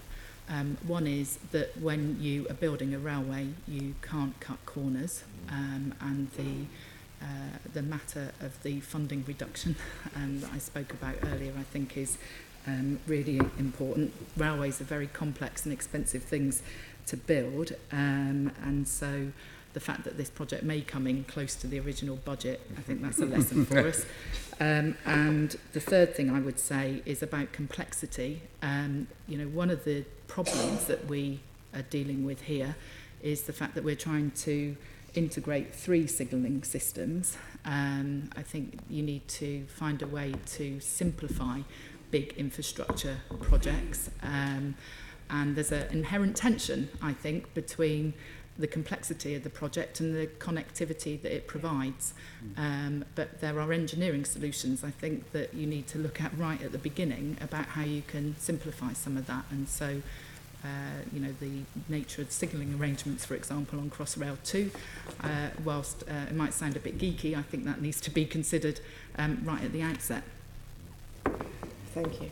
Lovely, thank you very much. I think that concludes our questions on Crossrail. I'm sorry to have overrun, but I think we've got some really good answers this morning and a much more detailed understanding of what really has happened, and that there perhaps were some concerns earlier. Thank you for your openness, all of you. Thank you, David, Heidi, Sir Terry and Simon. We'll be following up in writing with some further questions. Can we note the reporter's background to our discussion and note the subsequent discussion and delegate to me in consultation with group leads to do further correspondence on this issue? Thank you very much. Thank you very much, guests. We'll just bring our night tube guests down. So whilst we're doing that, members, let's move to item 8, assisted transport services. Can we note the update from TfL on progress implementing the recommendations of our report, door-to-door transport in London? Agreed. I think there's some real progress there, actually, taking up our recommendations, which is good. Item 9, Transport Committee Work Programme. Can we agree the work programme for the remainder of the year? Good. Good, lovely. Let's just wait for our guests to come in.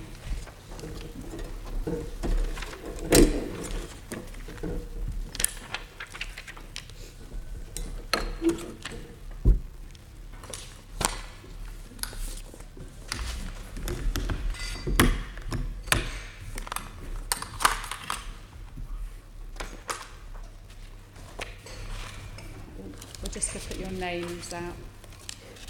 What new name? Yeah. They'll just be doing that, so one moment. People more centrally sat, please.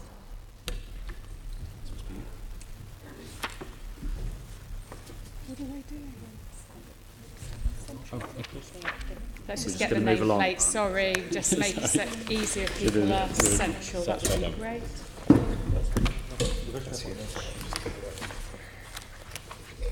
And I must apologise to our night tube panel that the previous session overran. I know some of you have been waiting.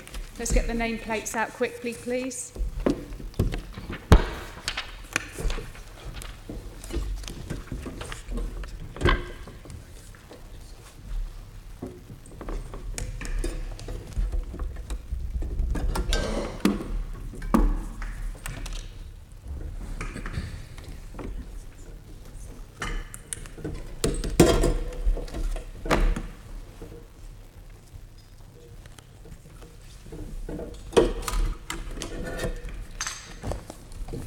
Thank you, and apologies again for keeping you all waiting. Welcome. I think a few members have just dashed out for a comfort break, but let's get into our next session, which is looking at the night tube and seeing how that is operating in practice. So welcome our panel today. So we've got Richard Dilks, a programme director at London First. Thank you, Richard. Welcome back before the committee. We've got Katharina Kort. Thank you so much for coming in. We really appreciate your time, who's formed the Tube Noise Action Group and represents residents out there who are experiencing huge issues with the night tube. We have got, let me just look at my list, Assistant Chief Constable Robin Smith. Welcome from the British Transport Police. Thank you so much for coming today. And we have got Nick Dent, Director of Line Operations at Transport for London. Welcome. And Peter McNaught, Director of Asset Operations, Transport for London. Welcome back before the committee.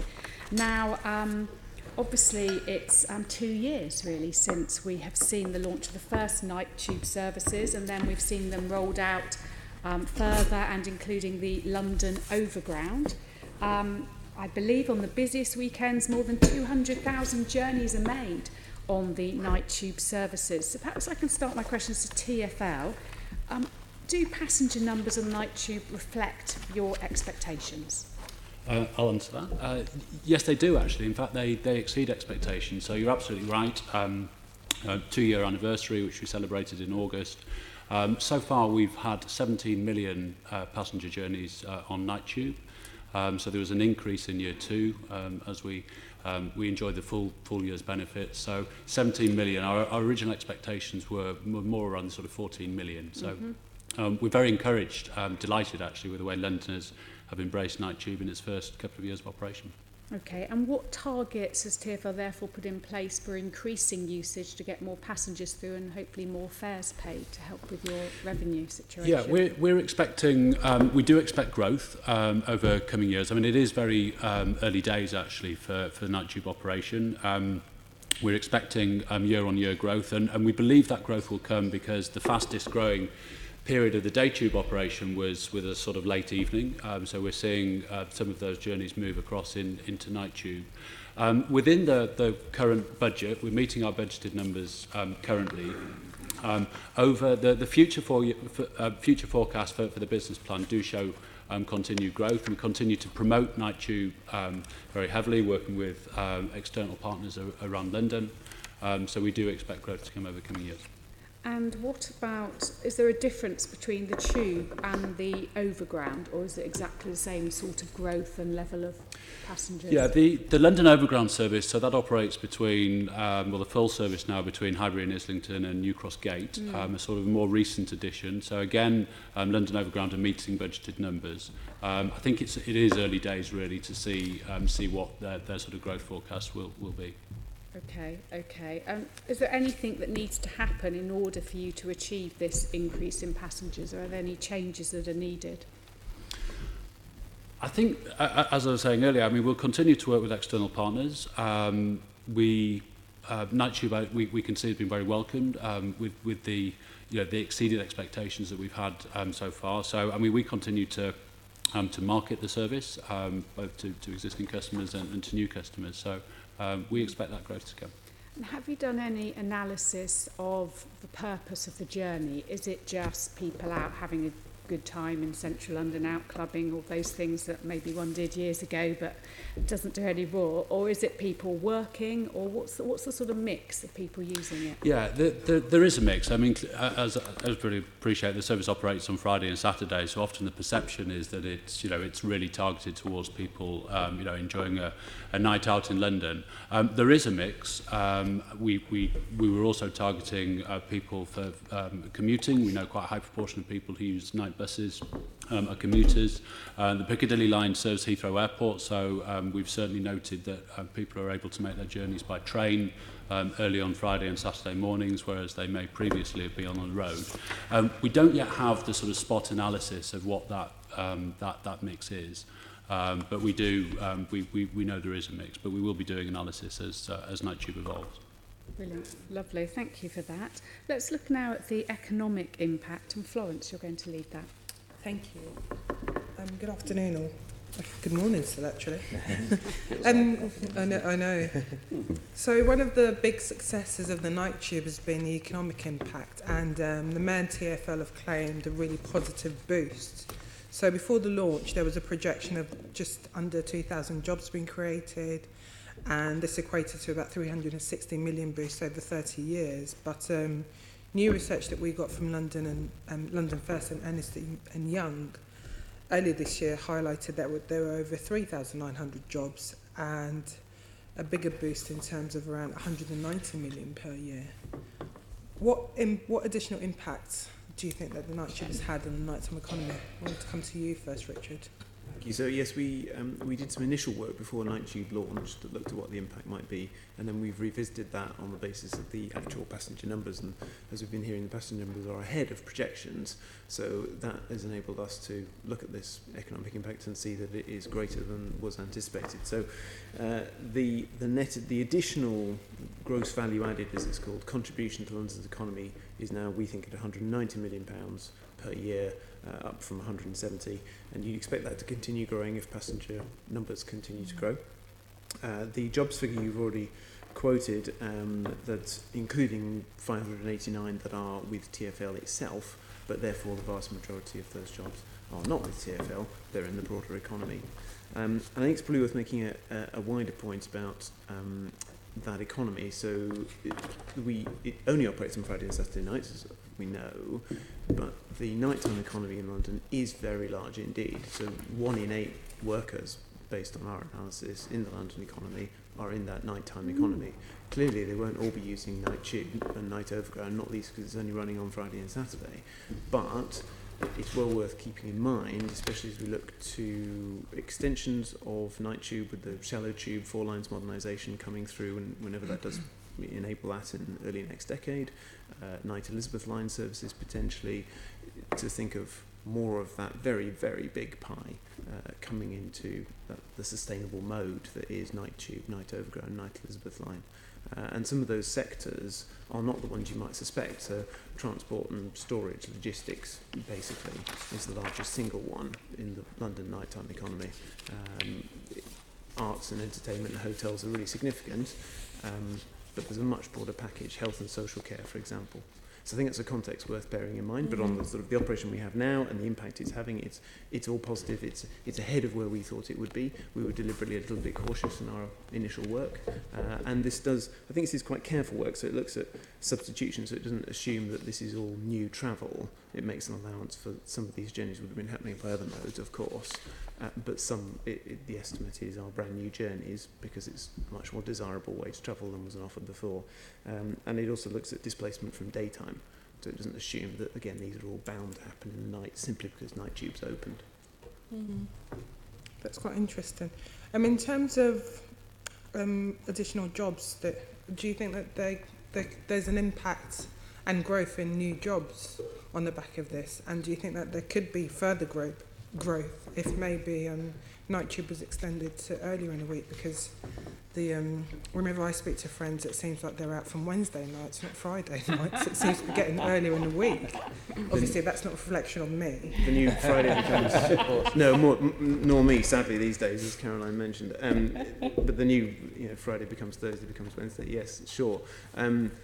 Yes, our work shows that the 3,900 figure you mentioned is instead of a 3,600 figure because of this growth in actual usage beyond what was expected. So you could extrapolate from that, I'm sure, that there would be more. Having said that, of course, it's got to be in a world of what's feasible in terms of engineering and making the day service continue to be extremely reliable as it generally is. So extending it earlier into the week, I think, gives colleagues here some significant headaches. But as and when extensions are possible, particularly with the district circle, Hampstead City, Met lines being modernised, etc., then I think, yes, you could expect to see quite an impact. And it'd be interesting, I think, very interesting to look at if an extra day of the week was possible in that mix somewhere with Night Elizabeth line or other options, then that would be even more interesting to see what that does. It's something that always divides opinion in terms of licensing hours around bars and venues. Because on the one hand, councils want to support local businesses, but equally balancing the rights and sleep patterns of local residents. Yep. Have you looked at any evidence or any research to suggest a change in local licensing hours of local businesses around the Night Tube? I don't think we've looked at that specifically, but anecdotally we're aware that there is an increased recognition of this 24-hour economy and its vibrancy and its buoyancy. As you say, that has to be balanced against the interests of local people, residents in particular, in a way that I think we're familiar with broadly from aviation or from road freight or from all of these activities which may have impacts on people's lives, and that's particularly sensitive at night time. But as long as these things can be done in proportionate, sensible ways that recognise that, then there are real economic dividends to be had. Thank you. That's it from me. Okay, let's move on to look at crime and antisocial behaviour. And Navin, you're going to lead on this. Thank you, Chair. My questions are in principle aimed at BTP, but Katharina, I'd also invite any comments that you have or any response in terms of what you hear from the British Transport Police. What is BTP doing to reduce the level of crime and antisocial behaviour on the Night Tube? Thank you. As the committee will know, British Transport Police is very keen to support the nighttime economy and in particular Night Tube. As has already been mentioned by the Chair, it's just over 2 years. In fact, my stats show 107 weekends since it started. That's what our analysts are good at. And as the Chair has already mentioned, 200,000 journeys. And often the currency of success is around the numbers of crimes that have been committed and the types of crimes that have been committed. Part of the policing mission for British Transport Police with regards to Night Tube, and indeed across the network, whether it's in London and elsewhere, is about reassurance and visibility, which I think is crucially important for those people who in some cases, as has already been alluded to by the committee, may have a degree of intoxication as a result of a good night out. However, over that 107 weekends, we record, on average, 15 crimes over those 2 days per weekend. That's 1-5. 1-5, a remarkably low level of crime.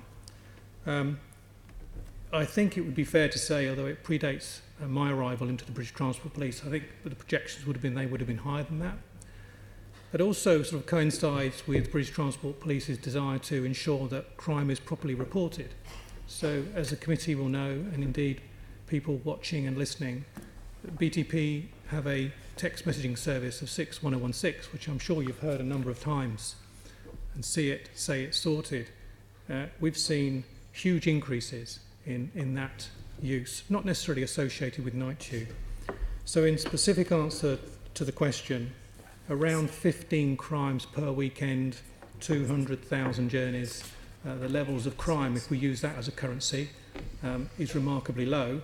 The thing that is harder to measure is what crime as a result of our deployments have we stopped, prevented, reduced. Right. Catherine, do you want to respond, or from your experience and knowledge, how do you think is safety situation in crime?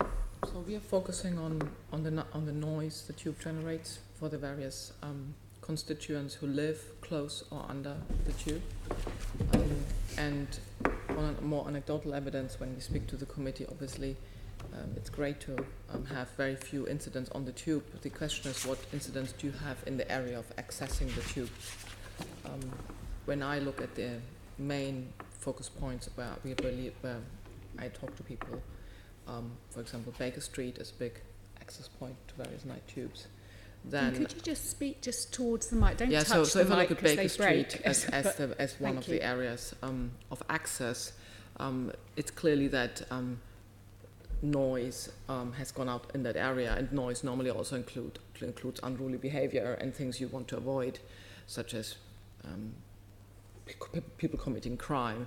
So I think overnight, what the only observations which I can make from talking to the people who are in our group is that there's more unruly behavior in the area of accessing the tube. But I don't know if that's also just showing your statistics. Now, it could be, Katharina, of course, that some of those stats are gathered by Metropolitan Police colleagues as my jurisdiction moves into their jurisdiction on the sort of perimeter of stations. So that would be something that may be maybe of interest to the committee. In terms of my numbers, which don't necessarily answer your question, 52% around 52% of the crime occurs at the station, and on particular in platforms, around 45% on the train. And this is all crimes, it's not just necessarily antisocial behaviour. And the rest occurs sort of line side, a very small percentage. I don't have the numbers or indeed any other anecdotal information, but to try and find a solution to that, it's always, if we know where those locations are, and that wouldn't necessarily be reported to British Transport Police, it's reported to the Metropolitan Police, what we could do to work together, particularly in the hotspot areas, if it is indeed Baker Street, how we transition, if you like, our customers over to the Metropolitan Police, and what we could do to assist them. Perhaps, Chair, sorry, Navin, if I could just chip in. I mean, we also see that we have a role to play in terms of influencing customer behaviour. I mean, as Robin alluded to, actually, the crime figures are relatively low, but that wouldn't stop us trying to work with the BTP to reduce them further. Looking at our analysis, I mean, most of the crime actually is, although low, is pretty low-level types of crime. So, I mean, actually, some of it's quite opportunistic. So, theft of smartphones when people are asleep on the train is actually one of the biggest factors. So, we're running a marketing campaign to try and make customers aware of that and be more alert. And then I think turning to the subject of alcohol, which was obviously, always going to be a consideration for a nighttime service. We are running a campaign to try and influence customer behaviour. Actually, firstly, from a personal safety point of view, if they're travelling on escalators, that they need to be aware of the risks, and they might often feel they're more in control than they actually are. But also from a perspective that it isn't socially acceptable for people to be heavily intoxicated on the tube. Earlier in the summer, we ran a pilot with the BTP to just really try and manage customers who were either heavily intoxicated or carrying alcohol onto the tube, which they're not allowed to do. Actually, that's not legal. So we learnt a lot from that, and we'll work with the BTP to develop those plans. What is your biggest concern in terms of crime or safety? And I appreciate that the level of crime is low, as been indicated, which is good news, but what is something that you reckon is of concern, which you want to really concentrate on? Night tube is a safe environment, but concern with any railway is that people need to, from a customer perspective, need to take care when they're moving around the stations, boarding or alighting trains, travelling on the trains, travelling on escalators. So from a customer perspective, I'm concerned that they may injure themselves or others, although our accident stats actually suggest that we haven't seen a big uplift, but we're managing that. So it's customer safety point of view. And then from a staff safety point of view, we have no tolerance at all for people being abusive, physical or verbal towards our own people. Again, that we haven't seen a significant uplift, but that is always a concern. So for both night and day tube. I've got some figures which I'll come to in a minute about staff experience. Yeah, so that is a big priority for us on both day and night tube services. Reducing the level of workplace violence. And then thirdly, I think, as to Katharina's point, being a good neighbour, working with our external partners in the BTP and Metropolitan Police Service. In terms of overall planning that you had to address issues of safety and crime, from the figures you have or experience you have over the 2 years, do you think that your plan was adequate to deal with these issues? Yes, we do. We have, I think Robin maybe mentioned the stats earlier, I mean, we have 96 BTP officers deployed every evening for every night for night tube. We have 16 high priority station locations where we guarantee the deployment, one of which is Baker Street. We reviewed that at the end of the first year of operation with the BTP, and actually having perhaps originally planned to reduce those numbers slightly, we agreed with the BTP on review. Actually, the policing strategy had been a real success, so we've maintained those numbers at those locations, and that's key to keeping the crime level low. But even if we're meeting the expectations and perhaps performing better on crime than we'd originally thought, that won't stop us trying to reduce it to the lowest possible level. Thank you. I've got some figures in front of me here. That's on workplace violence and aggression incidents recorded for night tube services. From period of August to March 2016 and 17, which is 8-month period. Then I've got figures for 8-month period for 17-18, starting from April to November. Yeah, you got physical violence, threats, and verbal aggression. 3 categories. When you compare those 8 figures for those 8 months, you had 16 physical violence incidents in 16-17, which went up to 18 in the recent 8 months. Threats, now this is the highest increase, 82%. You had 17 incidents in 16-17, which has gone up to 31 in 17-18.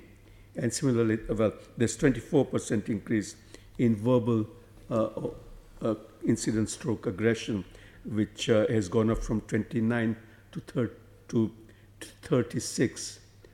Can you tell us, what you're doing to sort of address some of the serious stats that we have here, which, you know, is of huge concern to us. Yeah, and of huge concern to me too, actually. I mean, I was out on Night Tube a couple of weeks ago talking to station people, and you know, my message was then and is now, we have absolutely no tolerance for that kind of thing. We should be, whether those numbers are better than expected or not, we should be targeting zero, and we do. So a number of things, and I refer back to the influencing customer behaviour messages I was talking to about earlier on, so where we think alcohol is perhaps a factor behind some of that behaviour, stronger customer messaging on that. We're also looking at experiments and trials that have taken place elsewhere. So the Docklands Light Railway, for example, had trialled the use of body-worn cameras. So we would like to understand more about you know, whether that's helped as a deterrent to that sort of behaviour. So we're looking at that trial as one of a range of measures.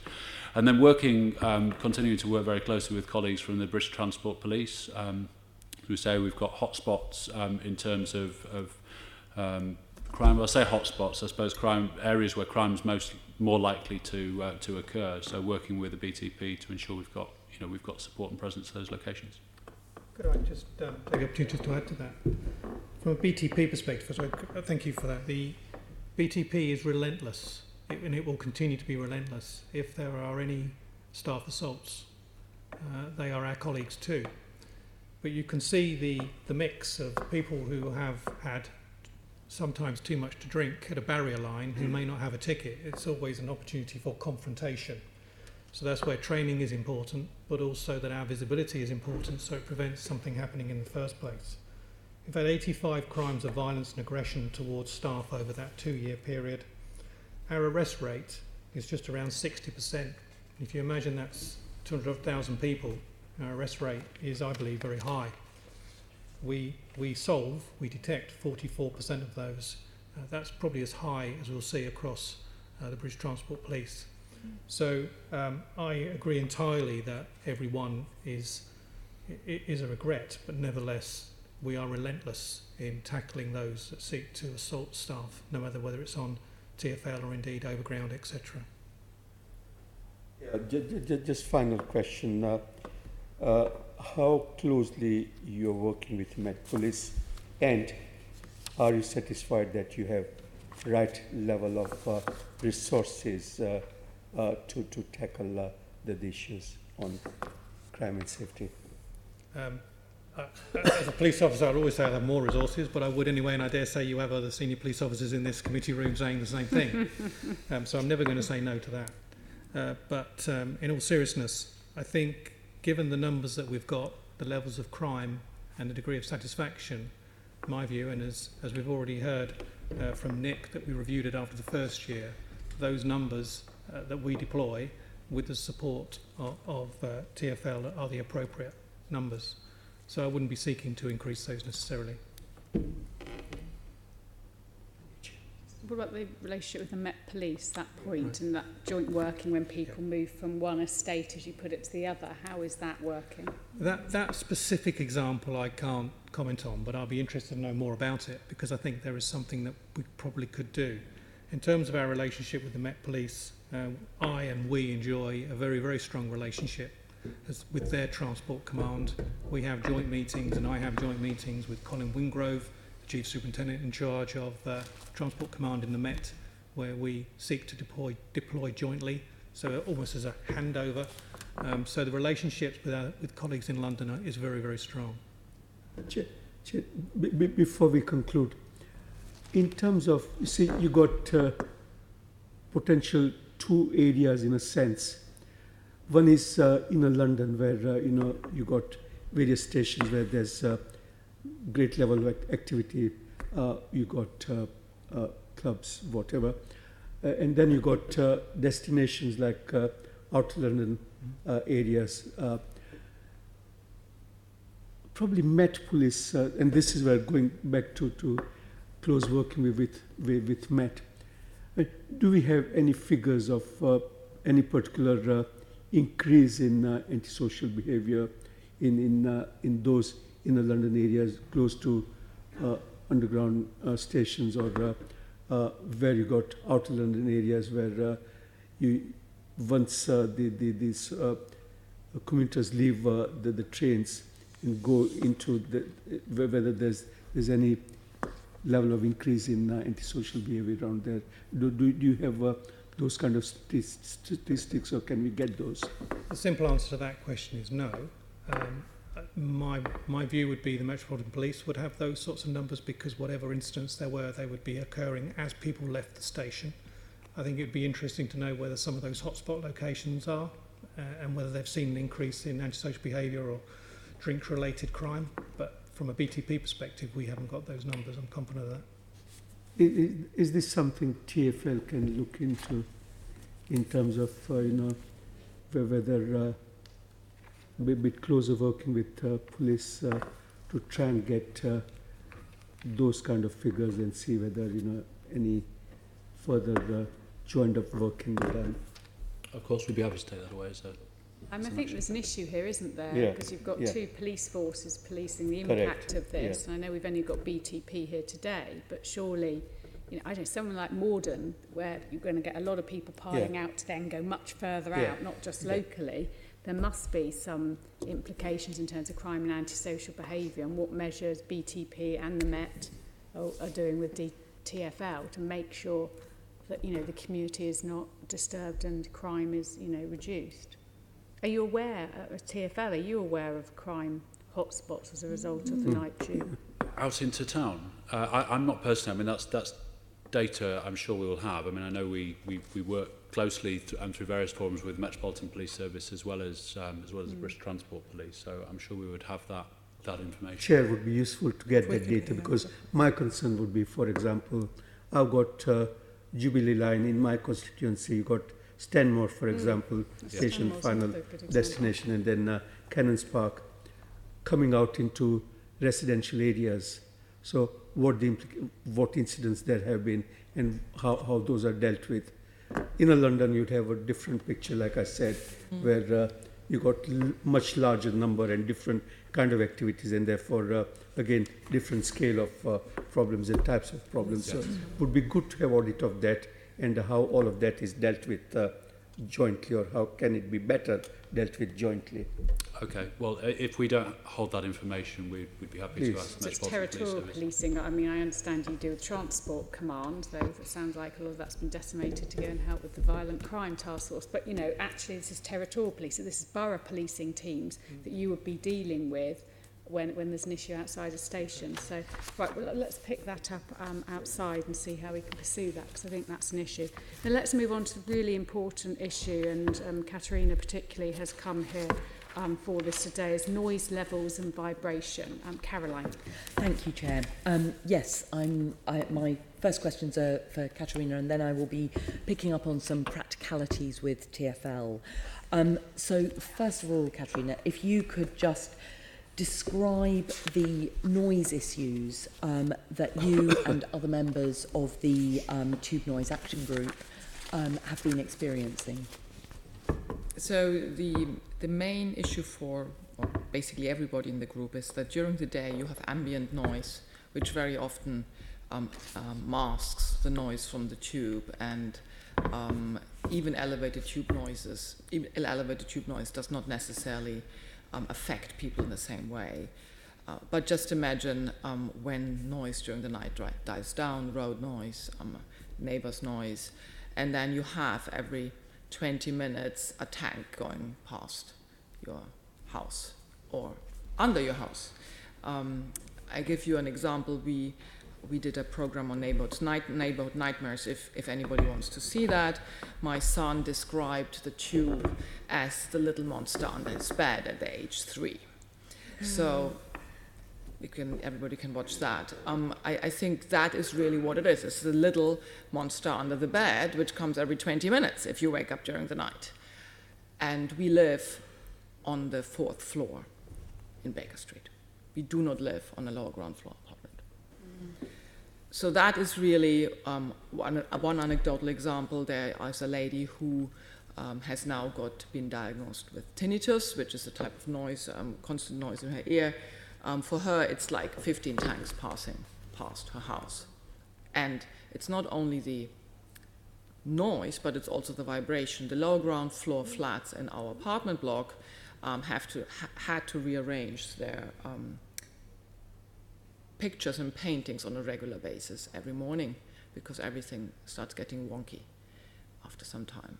So the impact is heartfelt, and it's not only that it is during the day where you kind of can't hear it, but the night is particularly bad. And I think the impact for kids and for people who can't sleep that well is quite big. What I would like to address, though, is that in some regards, I mean, the night tube is a fantastic option for London, and certain steps have been taken by TfL in certain areas to fix certain problems. But my group obviously represents all the people, and not all the spots can be fixed or have been fixed. So can you tell us how you've been working with TfL? Has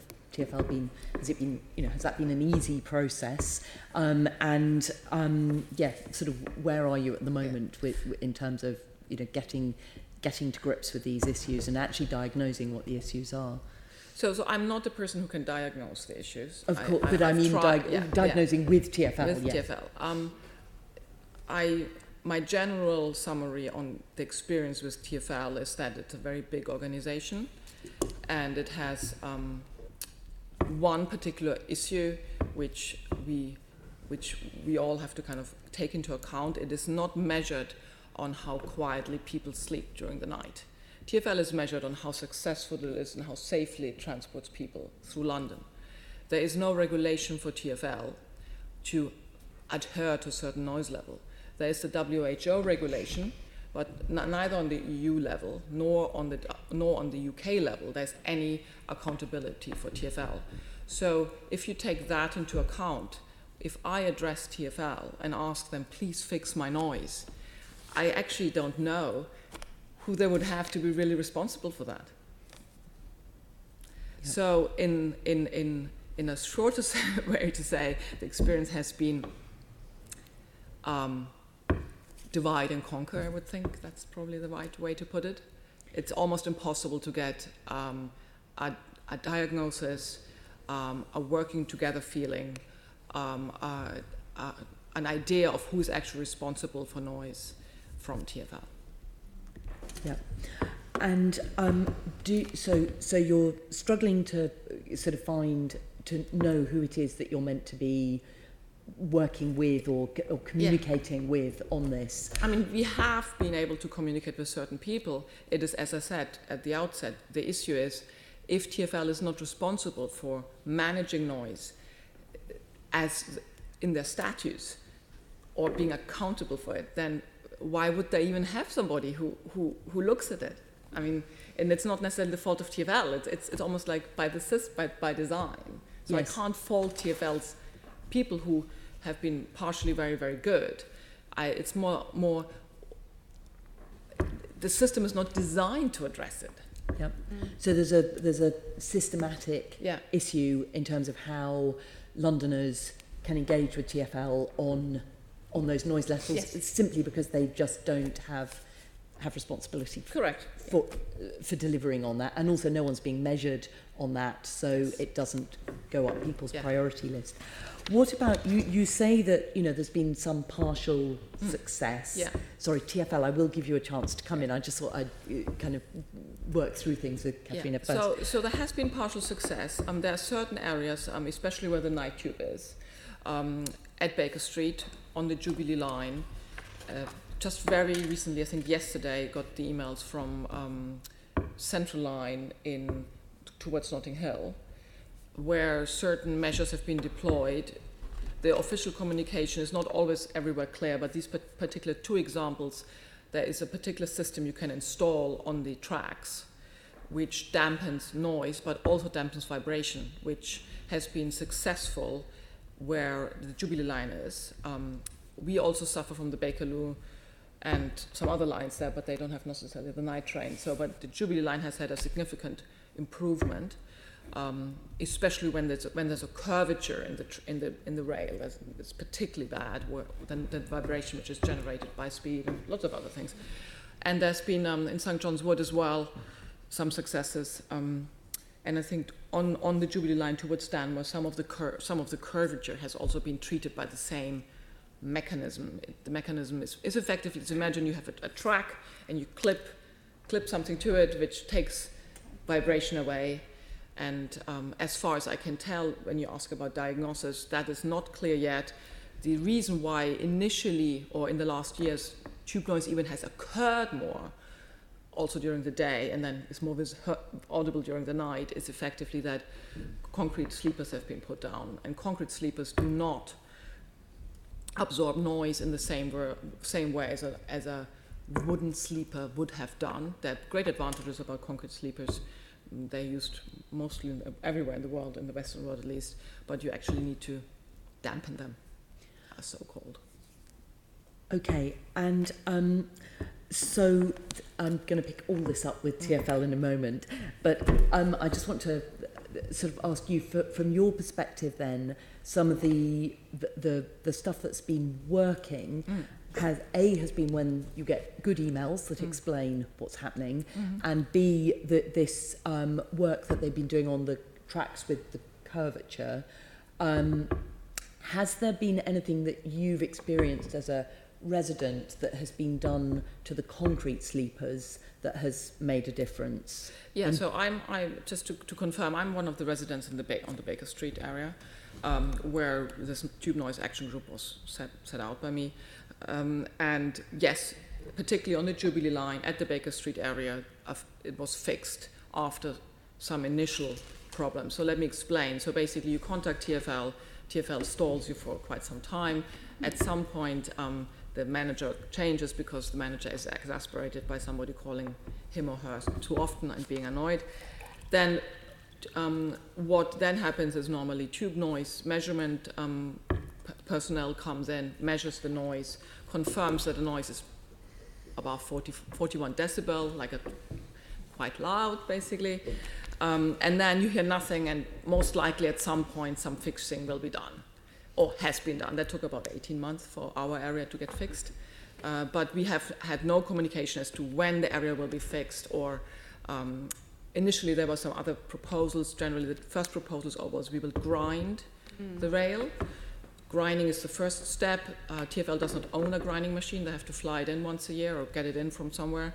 It's a hugely complicated action now because on the weekends with the night tube, you cannot actually grind during the night. It's hugely polluting for people who have to go down there. So if you don't have the weekend shutdowns, you can't get, it's hugely complicated. It's very difficult, TfL will confirm.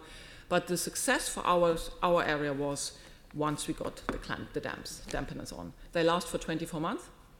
I've been in a committee meeting in Germany, as you can tell I'm German, for the dampeners in the area where my family lives, and there had to be dampeners on as well. So they last 24 months, so I'm inviting TfL to tell me what's going to happen in 24 months, because it's already telling after 9 months that the dampening is weakened, so it weakens over time. And I still don't know who to talk to. I would not know who to talk to. So we have a group, maybe just that you know, of lots of different people who all try to address TfL, but we do not have kind of a committee to work with to say these are all the areas where issues could arise or where people have issues. That would be a great advantage, to have somebody clearly responsible for addressing that issue as a solution.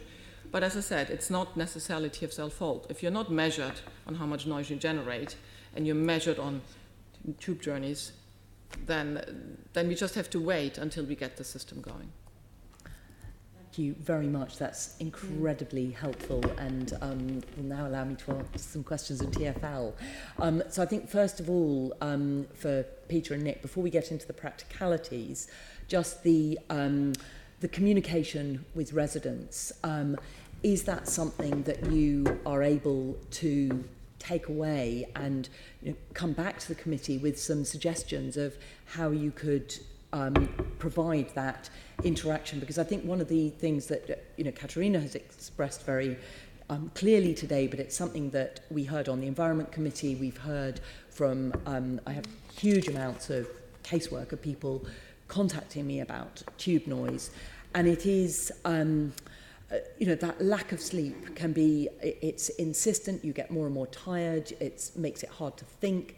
And if there isn't a clear place within TfL where responsibility for engaging with Londoners on this issue sits, that's just adding to the stress and difficulty that these Londoners are experiencing. So, absolutely agree with Katharina. Generally the night tube is a good thing for London and is helpful for night workers to get home and everything else. But actually, if we are, if that is actually impacting on a lot of Londoners' ability to sleep at night, then obviously there needs to be some kind of engagement on it. So I don't know which of you would like to pick that up. But I think if we can stick to the communication with residents before we get into the practicalities. I mean, on communication with residents, definitely we'll take it away. I mean, it was some feedback that I got from the Walthamstow residents group that as residents who complain, they get quite frustrated by the TfL complaint hotline. It's been very useful for us because it lets us get the complaints in from one place. It lets us put them all in a database. It lets us prioritise the number of people impacted. So it's useful in that respect. But as a resident on the other end of that phone, it's quite frustrating. There's no face, there's no name to deal with. And with the Walthamstow residents group, we committed that our external relations would regularly keep in touch with them, just to keep them informed so they didn't feel they had to complain again to find out what was happening. And that's something we can certainly look to spread across, any of residents' groups to keep them up to speed with what's happening with the area that they represent. Mm-hmm. And presumably also in areas where there isn't an active, some residents have efficiently and effectively come together to join their complaints in one place and to try and have a bigger voice with TfL. But there will be some areas in London where there may not be an active residents group on tube noise, despite the fact that people are experiencing tube noise. Is that, so you said you could use your area sort of contacts. Could they make it clear that they can, even if there isn't an active tube noise group, that complaints about tube noise could come via them? No, definitely. I mean, we obviously know that we get all the complaints in one place. We track how many complaints we get, how many complaints we close out. And we have identified that there are 13 hotspots in London, if you like. And a hotspot we class as an area where we have 4 or more complaints outstanding. So the commitment is we'll take that away to make sure those people are communicated with regularly to understand what's happening about those in that area to try and affect the noise. Okay, so that's helpful to understand how that resident communication could be improved. Would you be able to report back to our chair just, on progress on that? Certainly. I think that would be helpful because I think it is really important that Londoners know how they can communicate with TfL about this. It's such a fundamental thing. So then to get into the nitty-gritty of the practicalities, Katharina has mentioned various things. There's issues with the track, there's issues with the track fixings, with the rails, and with the sleepers. Now, have you, with the concrete sleepers, has there been a change in the provision of concrete rail sleepers on the underground, and have they been changed from wooden sleepers to concrete recently on our tracks in London, and is that one of the reasons that we're experiencing more tube noise issues? If you imagine throughout the year there are sections of the track that we have to replace because the track is old and it's in danger of failing unless we replace it. So if I go back to probably the late 90s, early 2000s, our understanding of the impact of flat-bottomed rail on concrete sleepers was not as it is now. So flat-bottomed rail on concrete sleepers is used across the world, above the ground. It's sort of like the standard modern rail form that you use. But what we've found is, obviously, we installed that through the early 2000s, and we found that when the head of the rail starts to deteriorate, it amplifies the vibration through the ground, which causes problems for residents above. Since we've discovered that, now every renewal that occurs on London Underground, we automatically fit resilient mounts as part of the new track form. And the resilient mounts are the ones that dampen the noise? That's correct. So that's something that is between the concrete and the rail? That's correct. And do those last, what's the... I mean, the 24 months mentioned today, that's the first I've heard. I mean, we had 10 years from our manufacturer. Okay, so at the moment in London, how many, I don't know how many kilometres of rail there are in the underground overall. Do you know the overall number? Off the top of my Okay, head. what proportion of the railway line, of the underground rail lines have concrete, have these things that the flat bottom rails on concrete fitted in the early 2000s that have not had remedial work? How many kilometres do you need to remedy? And off the top of my head, I don't know that answer. Okay, if you could send that through to us, please. But what I do know is we have fitted across the network 6 kilometres of resilient fixings as a result of issues raised by residents. So that's some 6 kilometres, it's some 16,000 resilient fixings to reduce noise. Okay, but 6 kilometres sounds... What proportion, roughly, off the top of your head, is that? Is that a quarter, a 10%, 5%? I reckon it's probably 1%. 1%? Yeah, maybe 2%. So, and you say that the resilient fixings last for 10 years. Do TfL have a programme in place to make sure that there's a 10-year cycle of renewal? Do you have the funding to do it? Do you have the capacity to do it? Because otherwise you're fixing it now on a kind of when you get a hotspot of complaints, but actually there's no kind of being on top, you're not on top of it. Yeah, we don't have a planned schedule, but our intention would be when we re-rail, we would replace the resilient fixings. So if you imagine when you go through and do a full renewal, you replace all of the ballast, all of the sleepers and the rails, but the rails wear quite quickly. So if we went in at 8 years to replace the rails, we would put new resilient fixings in.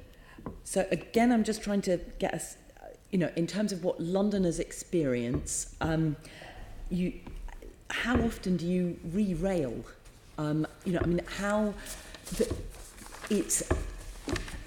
Is there a kind of a map of the underground system that kind of says how many of these rails are likely to be causing problems with vibration currently?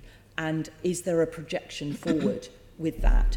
Because otherwise it's going to be like whack-a-mole. You're going to have residents popping up here and there with problems, and you'll be just dealing with things reactively rather than actually being on top of it. Understand. I think in answer to your first question, how often do we re-rail? It's not the same everywhere. So it very much depends on if the rail's on a curve, if the trains are accelerating or braking. So there are certain places where we would replace the rail as often as once a year. There are other places where we wouldn't look at it for 10 years. In answer to your question, is there a map?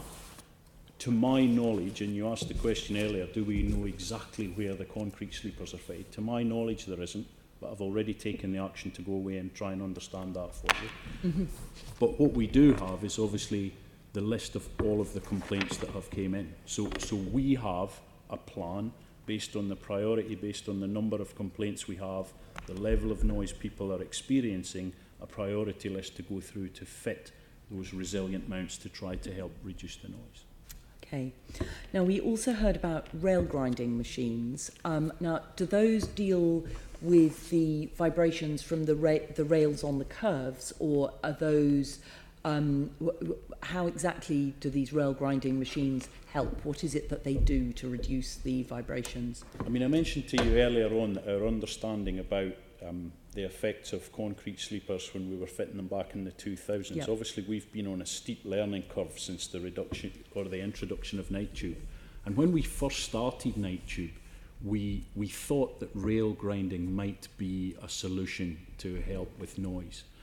What we've found is that it is a very short-term solution for what we call short-wave corrugation. So if you imagine short-wave corrugation is where the ripple on the surface of the rail is less than 40 millimetres apart. Mm-hmm. So as the grinder goes along, it makes it smoother. But you also get a phenomenon called long-wave corrugation, where the actual whole grinder machine follows the dip. Okay. So the grinder doesn't help make you any at all. Difference. And what we found quite early on is we went in, we would grind. If it was short-wave corrugation, the resident would be happy for a very short period of time and it would quite quickly come back. So rail grinding is something that if we are there grinding for safety reasons, because the real purpose of grinding is to dress the surface of the rail to stop cracks. Yep. So when we're in an area doing that work, we will divert the grinder to help a resident for a short period of time. But we no longer see it as a solution. A solution to help with okay, so it's about the fixings and the dampening between the rail and the concrete. It was interesting to hear the residents' perspective on our process and the frustration behind that. But there is clear logic to it, because when we first get the call, we want to get our sound engineers round to the property to get recordings of the noise to try to understand and point us in the right direction, because there are many things that could cause the noise in the property. Then we have to inspect the track, because it can be simple things. It can be redundant joints in the track.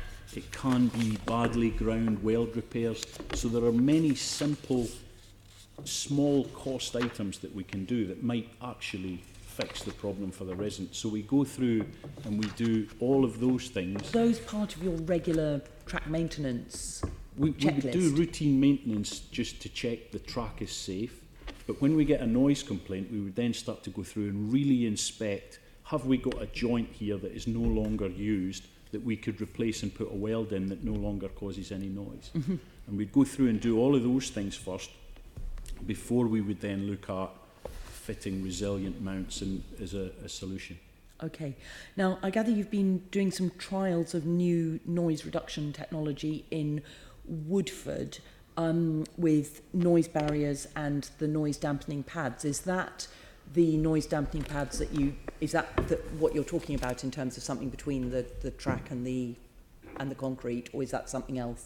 No, that's something else. I mean, the thing about Woodford is airborne noise. So the noise, the resilient pads that have been referred to help with vibration-based noise, where the vibration travels up through the ground, shakes the resident's house and causes noise. Yep. The situation at Woodford is actually the resident's property is within about 10 metres of the running rail on the central line, and it's noise coming just from the trains going past through the air. So we have been trying things. So again, we went through the process. We looked for any damage to the track. We looked for redundant joints that we could remove. We did all that. It did not assist the resident.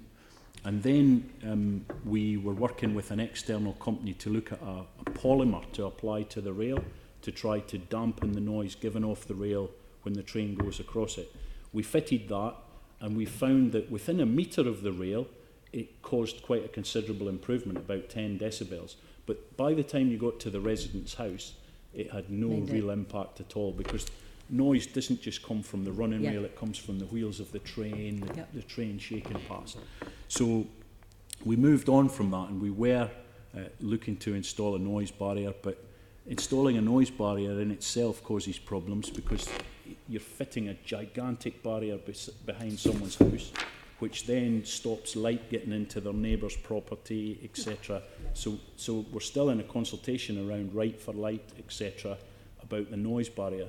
But in the interim, we managed to work with the signalling team, where we have response technicians in case there's a signalling fault, and we've managed to relocate one to be based at Woodford, so that on a Friday night we can put a temporary speed restriction on the line. You have to physically go to the track and put the speed restriction in, but we've actually slowed the trains down between about 11:15 at night and 5 o'clock in the morning on both a Friday and Saturday night.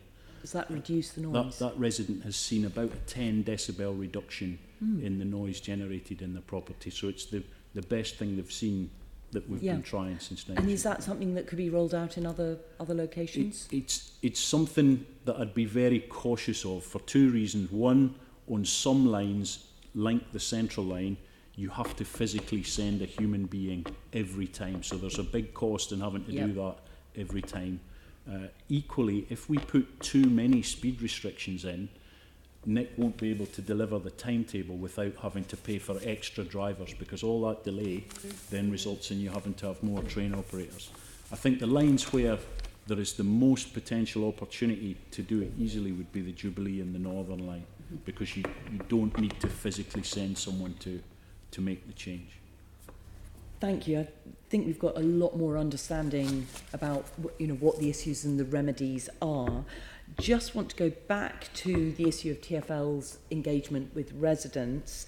On Crossrail and High Speed 2, residents who were affected by noise were offered alternative accommodation while problems were resolved. Now, I gather that there is no TfL compensation scheme for residents. Is that something that you've looked at, and if you have looked at it, why have you decided not to have a way of helping residents out who are dealing with problems when they're in the process of being resolved? I mean, probably a couple of things. One, obviously our railway's an existing railway, so Crossrail and HS2 are making commitments because they are introducing a brand new railway, and it's a new railway that has to comply with the legislation that was mentioned earlier. We've got an existing railway, and we decided that any spare money we had, rather than compensating residents or putting them in hotels or moving them to different accommodation, was to be invested into trying to make our track the best it could possibly be, to be the best neighbour we can be within the funding we have. Okay, so actually the things that TfL could show Londoners that they're trying to make a difference about would be around the ease of communication rather than compensation to individual people. I mean, ease of communication, but equally in my budget I've got £1 million a year towards noise reduction technologies, where we're working with Southampton University, we're working with Cambridge University. So we are looking at, with Southampton, we're still working on a polymer that we might be able to apply to the track and to the train wheels to reduce airborne noise. We're also working with some of the manufacturers, because often we'll get issues with residents where we manage to fit the resilient mounts where there is flat bottom rail and concrete sleepers, but where a resident has a problem from either flathead rail or bullhead rail on wood, there currently isn't a resilient fastening on the market. So we are working with those manufacturers to try to get a resilient mount to through our approval process to actually help residents with that. Thank you very much. I just wonder, Katharina, do you have anything else that you want to add since you're here in front of us, or do you feel that everything's... Thank you very much. It was a very comprehensive summary. I think the main question for me is how can we make sure that the knowledge which is accumulated here now will remain in the group, and I would like the chair to also kind of find a way to make sure people are aware of this issue. The biggest issue, I think, for London and for TfL is to really find a way to make TfL responsible for noise, to have some sort of statute or policy in place where even if in 15 years' time when we all are at different places in our lives, somebody can point to a legislation and say TfL does great stuff with transport and they also take care that people can sleep at night. Thank you very much. Navin, you wanted to come in on this. You're okay now? Caroline, I mean, can I respond to that? I mean, I see myself as responsible for noise. I was the operations director in charge when we introduced Night Tube on the Victoria and the Central lines, and I haven't gone anywhere. And Duncan Weir, who works for me as the head of track, he was the head of asset systems at that time. So we're still here and we're still working on noise. I think holding us to account is great, and we track ourselves on the number of open complaints we have. The one thing I would say is we deliberately did not set a limit in TfL. So there are a number of residents that I am helping now who, if I followed the WHO guidelines, we could just say, sorry, you know, we are trying to help some residents who are being disturbed by between 29 and 32 decibels, because we've decided as TfL to deal with every individual case as it comes, based on the number of people being disturbed, to try to be as good a neighbour as we can. And where people are suffering high levels of noise, it's not through the fact that we don't care, it's because we've exhausted technology, and at that point we start to keep them regularly informed, do regular noise readings, and work with academia to try and find solutions. Okay, thank you. I think it's access into TfL is part of the issue to start with. Let's move on. Conscious of time, members, so we need to get some pace on the last two sections. David, you're going to look at night buses, taxis, private hire. Yeah, thank you very much. Yeah, good afternoon. So my questions are mostly going to be to TfL as well. So I'm now interested in how the night tube has affected other modes of transport. So I'll start by buses, and obviously the night buses run at night as well and have done for a long time. But what has been the night tube's impact on night bus routes and their frequency? I'll take that. I mean, first of all, obviously we recognise that night buses are key to assisting with the economy as well. And following the launch of Night Tube, if you remember, we introduced additional night buses out at where Night Tube terminated to help customers finish their journey. We've seen those buses successful on a Friday and a Saturday night, but last year we have seen over the whole of the Night Tube or the night bus service, we've seen around a 9% softening of night bus usage. And that's across the whole network. It is concentrated around the Friday and Saturday night, mostly on the arterial routes that are now covered by Night Tube. So as TfL, we haven't lost the fare. The customers have just chosen to take the tube because it's faster and it gets them to where they want to go. I think it's also worth noting that we have seen that decline in Night Tube, not obviously 9%, but equally on the nights that Night Tube doesn't run, we have seen a softening in the night bus market. Was it 9% in the other days, or was it lower? No, it was higher on Friday and Saturday. Yeah. Overall, on average, it's 9%, but in the weekdays we've seen a general softening as well, less than 9%. Less than 9%, so maybe 2, 3, 4, whatever percent. Yeah, okay. Right, thanks. How about taxis? I mean, so obviously the Night Tube can then connect with taxis out to London, sort of on the stations people travel to.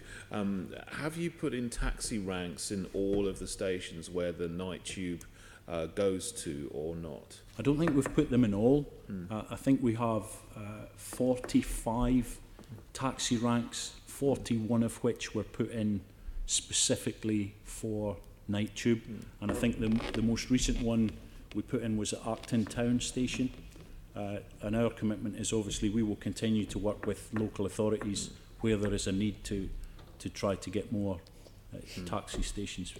Do you know how many do not have taxi ranks yet? And I don't have that off the top of my head, but we can certainly get it. It would be good to know, and then if you have any plans to actually put taxi ranks in those stations that don't have them yet because of and I mean, is that every station? Yeah, or just where the tube comes to an end? Every station would be good. But what do you think? Do you think that every station needs a taxi rank, or are there some that you think that don't need them? I mean, my focus would obviously be on the terminuses, but yeah. It depends on how many people are requiring. The recommendation was for every station served by the new Night Tube, and I guess the Overground now should have a taxi rank. Okay. Yeah.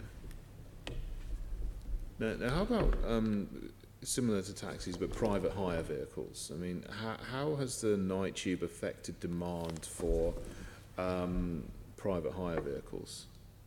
Actually have that information. Right. I mean, we can try to get it, but I don't know it. And I'm also particularly concerned with unlicensed private hire vehicles, because obviously you license, about 120,000 private hire drivers from TfL, but there's obviously unlicensed ones as well that do carry on their business without being licensed by you, which is a problem. Has TfL increased enforcement activity against unlicensed private hire cars or vehicles at night tube stations? Again, I don't have the answer to that. I'd have to take it would be good if you could let us know. Thank you. Okay. I think we would have let you know in advance that we were going to be asking some things around that. So, sorry about that. Okay, thank you. Let's move on to. Thank you, David. Let's move on to extensions and financial sustainability. Tom. Thank you, Chair. Yes. I believe that the intention is to expand the night tube to the Circle District, Hammersmith and City and Metropolitan lines. Is that correct? Well, we're currently doing a major transformation programme across the subsurface. So it's not close to it. It's about 40% of by geography of the underground network. So that programme is due to run through to the early 2020s. A lot of the work's taking place at night. Once we've completed that programme, that would certainly facilitate an extension. So that's something we'll be looking closely at. As I said, the subsurface is a big railway in its own right, so we'd obviously want to look closely at where we felt demand existed. It might not be an all or nothing. You don't have specific proposals for it at the moment, but it's your ambition. Is that correct? Yeah, correct. If there's a demand for it, we would certainly look at that. And that could be on part, if not all of the network. And what other plans do you have in terms of expanding the night tube and the night overground? Yeah, so I mean, taking each area in turn, the Bakerloo line, as you may know, is one of our oldest lines. Running a night service on the Bakerloo line now, we believe actually would have a detrimental impact on its reliability, just the extra demand on the infrastructure. In the longer term, with the Bakerloo line extension, so it's Lewisham, then we would certainly foresee potential there. Elsewhere across the network, if we look at the central line, we certainly get, I think across the network, probably West Ruislip is the area where people comment most about there not being a service, so that is somewhere we would consider as part of future plans. On the Piccadilly line, I mean, Terminal 4 is closed at night, so we wouldn't plan to go there, and we don't foresee a big demand on the sort of Uxbridge and Rayners Lane branch. Aside from the tube network, I'm obviously part of a bigger passenger network there. So London Overground, say we have a service running between Highbury and Islington and New Cross Gate. Actually, a lot of the rest of the London Overground network is the infrastructure owned by Network Rail, so there's a lot of complexity there in terms of night maintenance and other night freight services. So, but we'll continue to explore that with Network Rail. The DLR, Ducklands Light Railway, is another area we are looking at. The current contract is due to run through to 2021. There'd be a significant cost if we made a change before that. But in the procurement of a new contract, we would consider the demand and whether there is a case for rollout across part or all of the DLR. Yeah, I had some questions back from the Mayor on the potential night service for the DLR, actually, which said it was part of the negotiations. I was going to ask you about the night overground. I do appreciate its Network Rail track. I mean, could you give us an idea of where the most sort of likely parts of the overground, in terms of being the easiest bits to bring in, and where you've had sort of most productive discussions with Network Rail? Yeah, I'm not sure actually with the overground. I'm sorry, so we could get that information. Yeah, that'd be helpful. I know Network Rail have made, they're working on initiatives to increase possibility of us operating at night. So I know that we're working with Network Rail on that, talking to them, and we'd be very keen to share our experience of how we've shaped our maintenance programmes to make it work. But on the specific of where it might operate on overground, then we'll get you some information on that. And obviously we were talking earlier about Crossrail and getting the day service, as it were, going. But is there an ambition eventually to operate a night tube service on Crossrail? We could. I mean, potentially. There isn't a clear plan for that at the minute. But if there were demand through the central section, again, part of the Elizabeth line will run across Network Rail infrastructure. So back to my previous point, the central section obviously mirrors a lot of the central line. But if there were a case and a demand for running night services in the longer term, then we'd seriously consider that. Yeah. Sure. And do you have an expected completion date for the rollout of night tube services, or is it very sort of much flexible, going forward? Yeah, it's going to evolve. I think the next major change, and the point that we started with, would be the completion of the 4 lines modernisation programme on the subsurface. So that would be the next big milestone for us. Beyond that, the Bakerloo line, which I mentioned earlier, is that's out into the late 2020. When we get the new trains. So that would be a much longer term change. Sure.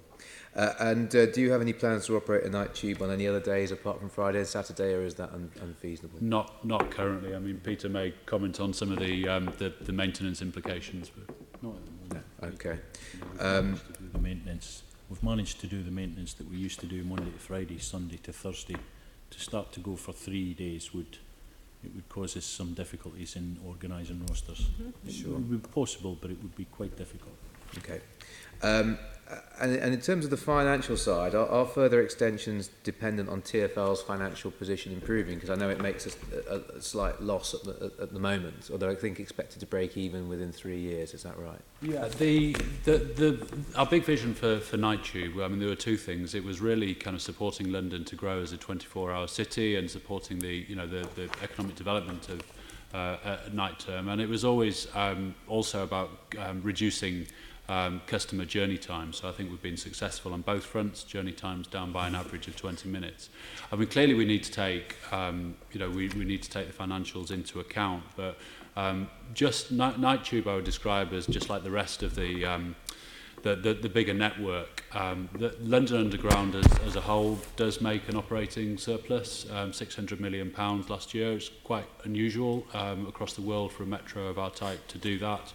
And we've got within the business plan measures to increase that surplus further over the coming years. So I think we'd take decisions about future services in the round, financials, but also those those other two kind of big success criteria about cutting passenger journey times and continuing to support the development of London as a 24-hour city. And is it feasible that the Night Tube eventually could make a surplus, or do you think that's unlikely? No, I think that's certainly feasible. I mean, it's our plan that it would do over time. We're meeting the current budgetary targets, but that is something we would expect over time. And just finally, I mean, has there been a drop in income on night buses as a result of the Night Tube at all? Are you aware? Well, Peter referred earlier to a softening demand, partly in the Night Tube areas and elsewhere. So that has been a softening. I mean, customers are transferring to to the underground in most parts, so we're not losing the revenue. Okay, thank you. Thank you very much. We're pleased that comes to the end of our session. I'm so sorry we've overrun with our first one. I have to say I've taken away how low the crime seems to be. I mean, that's I'm quite astonished by. So thank you so much for your contribution this morning. So thank you to Richard, Katharina, who's had to leave already, Robin from BTP, Nick and Peter from TfL. There are some follow-up questions we have and things you weren't able to answer, if we could get some of that detail. But I think it's the way residents are able to contact TfL seems to be the issue mostly here, I think. So thank you very much for your time this morning and afternoon. Members, can we note the report as background to our discussion, note the discussion and agree any subsequent correspondence? Thank you. And members, thank you for your time. It's been a really, really good meeting this morning. Our next meeting is 9th of October at 10 o'clock in the Chamber, where we will be starting our investigation into taxi and private hire services. We've got no other urgent business. I'll end the meeting. Thank you. GLA Chamber.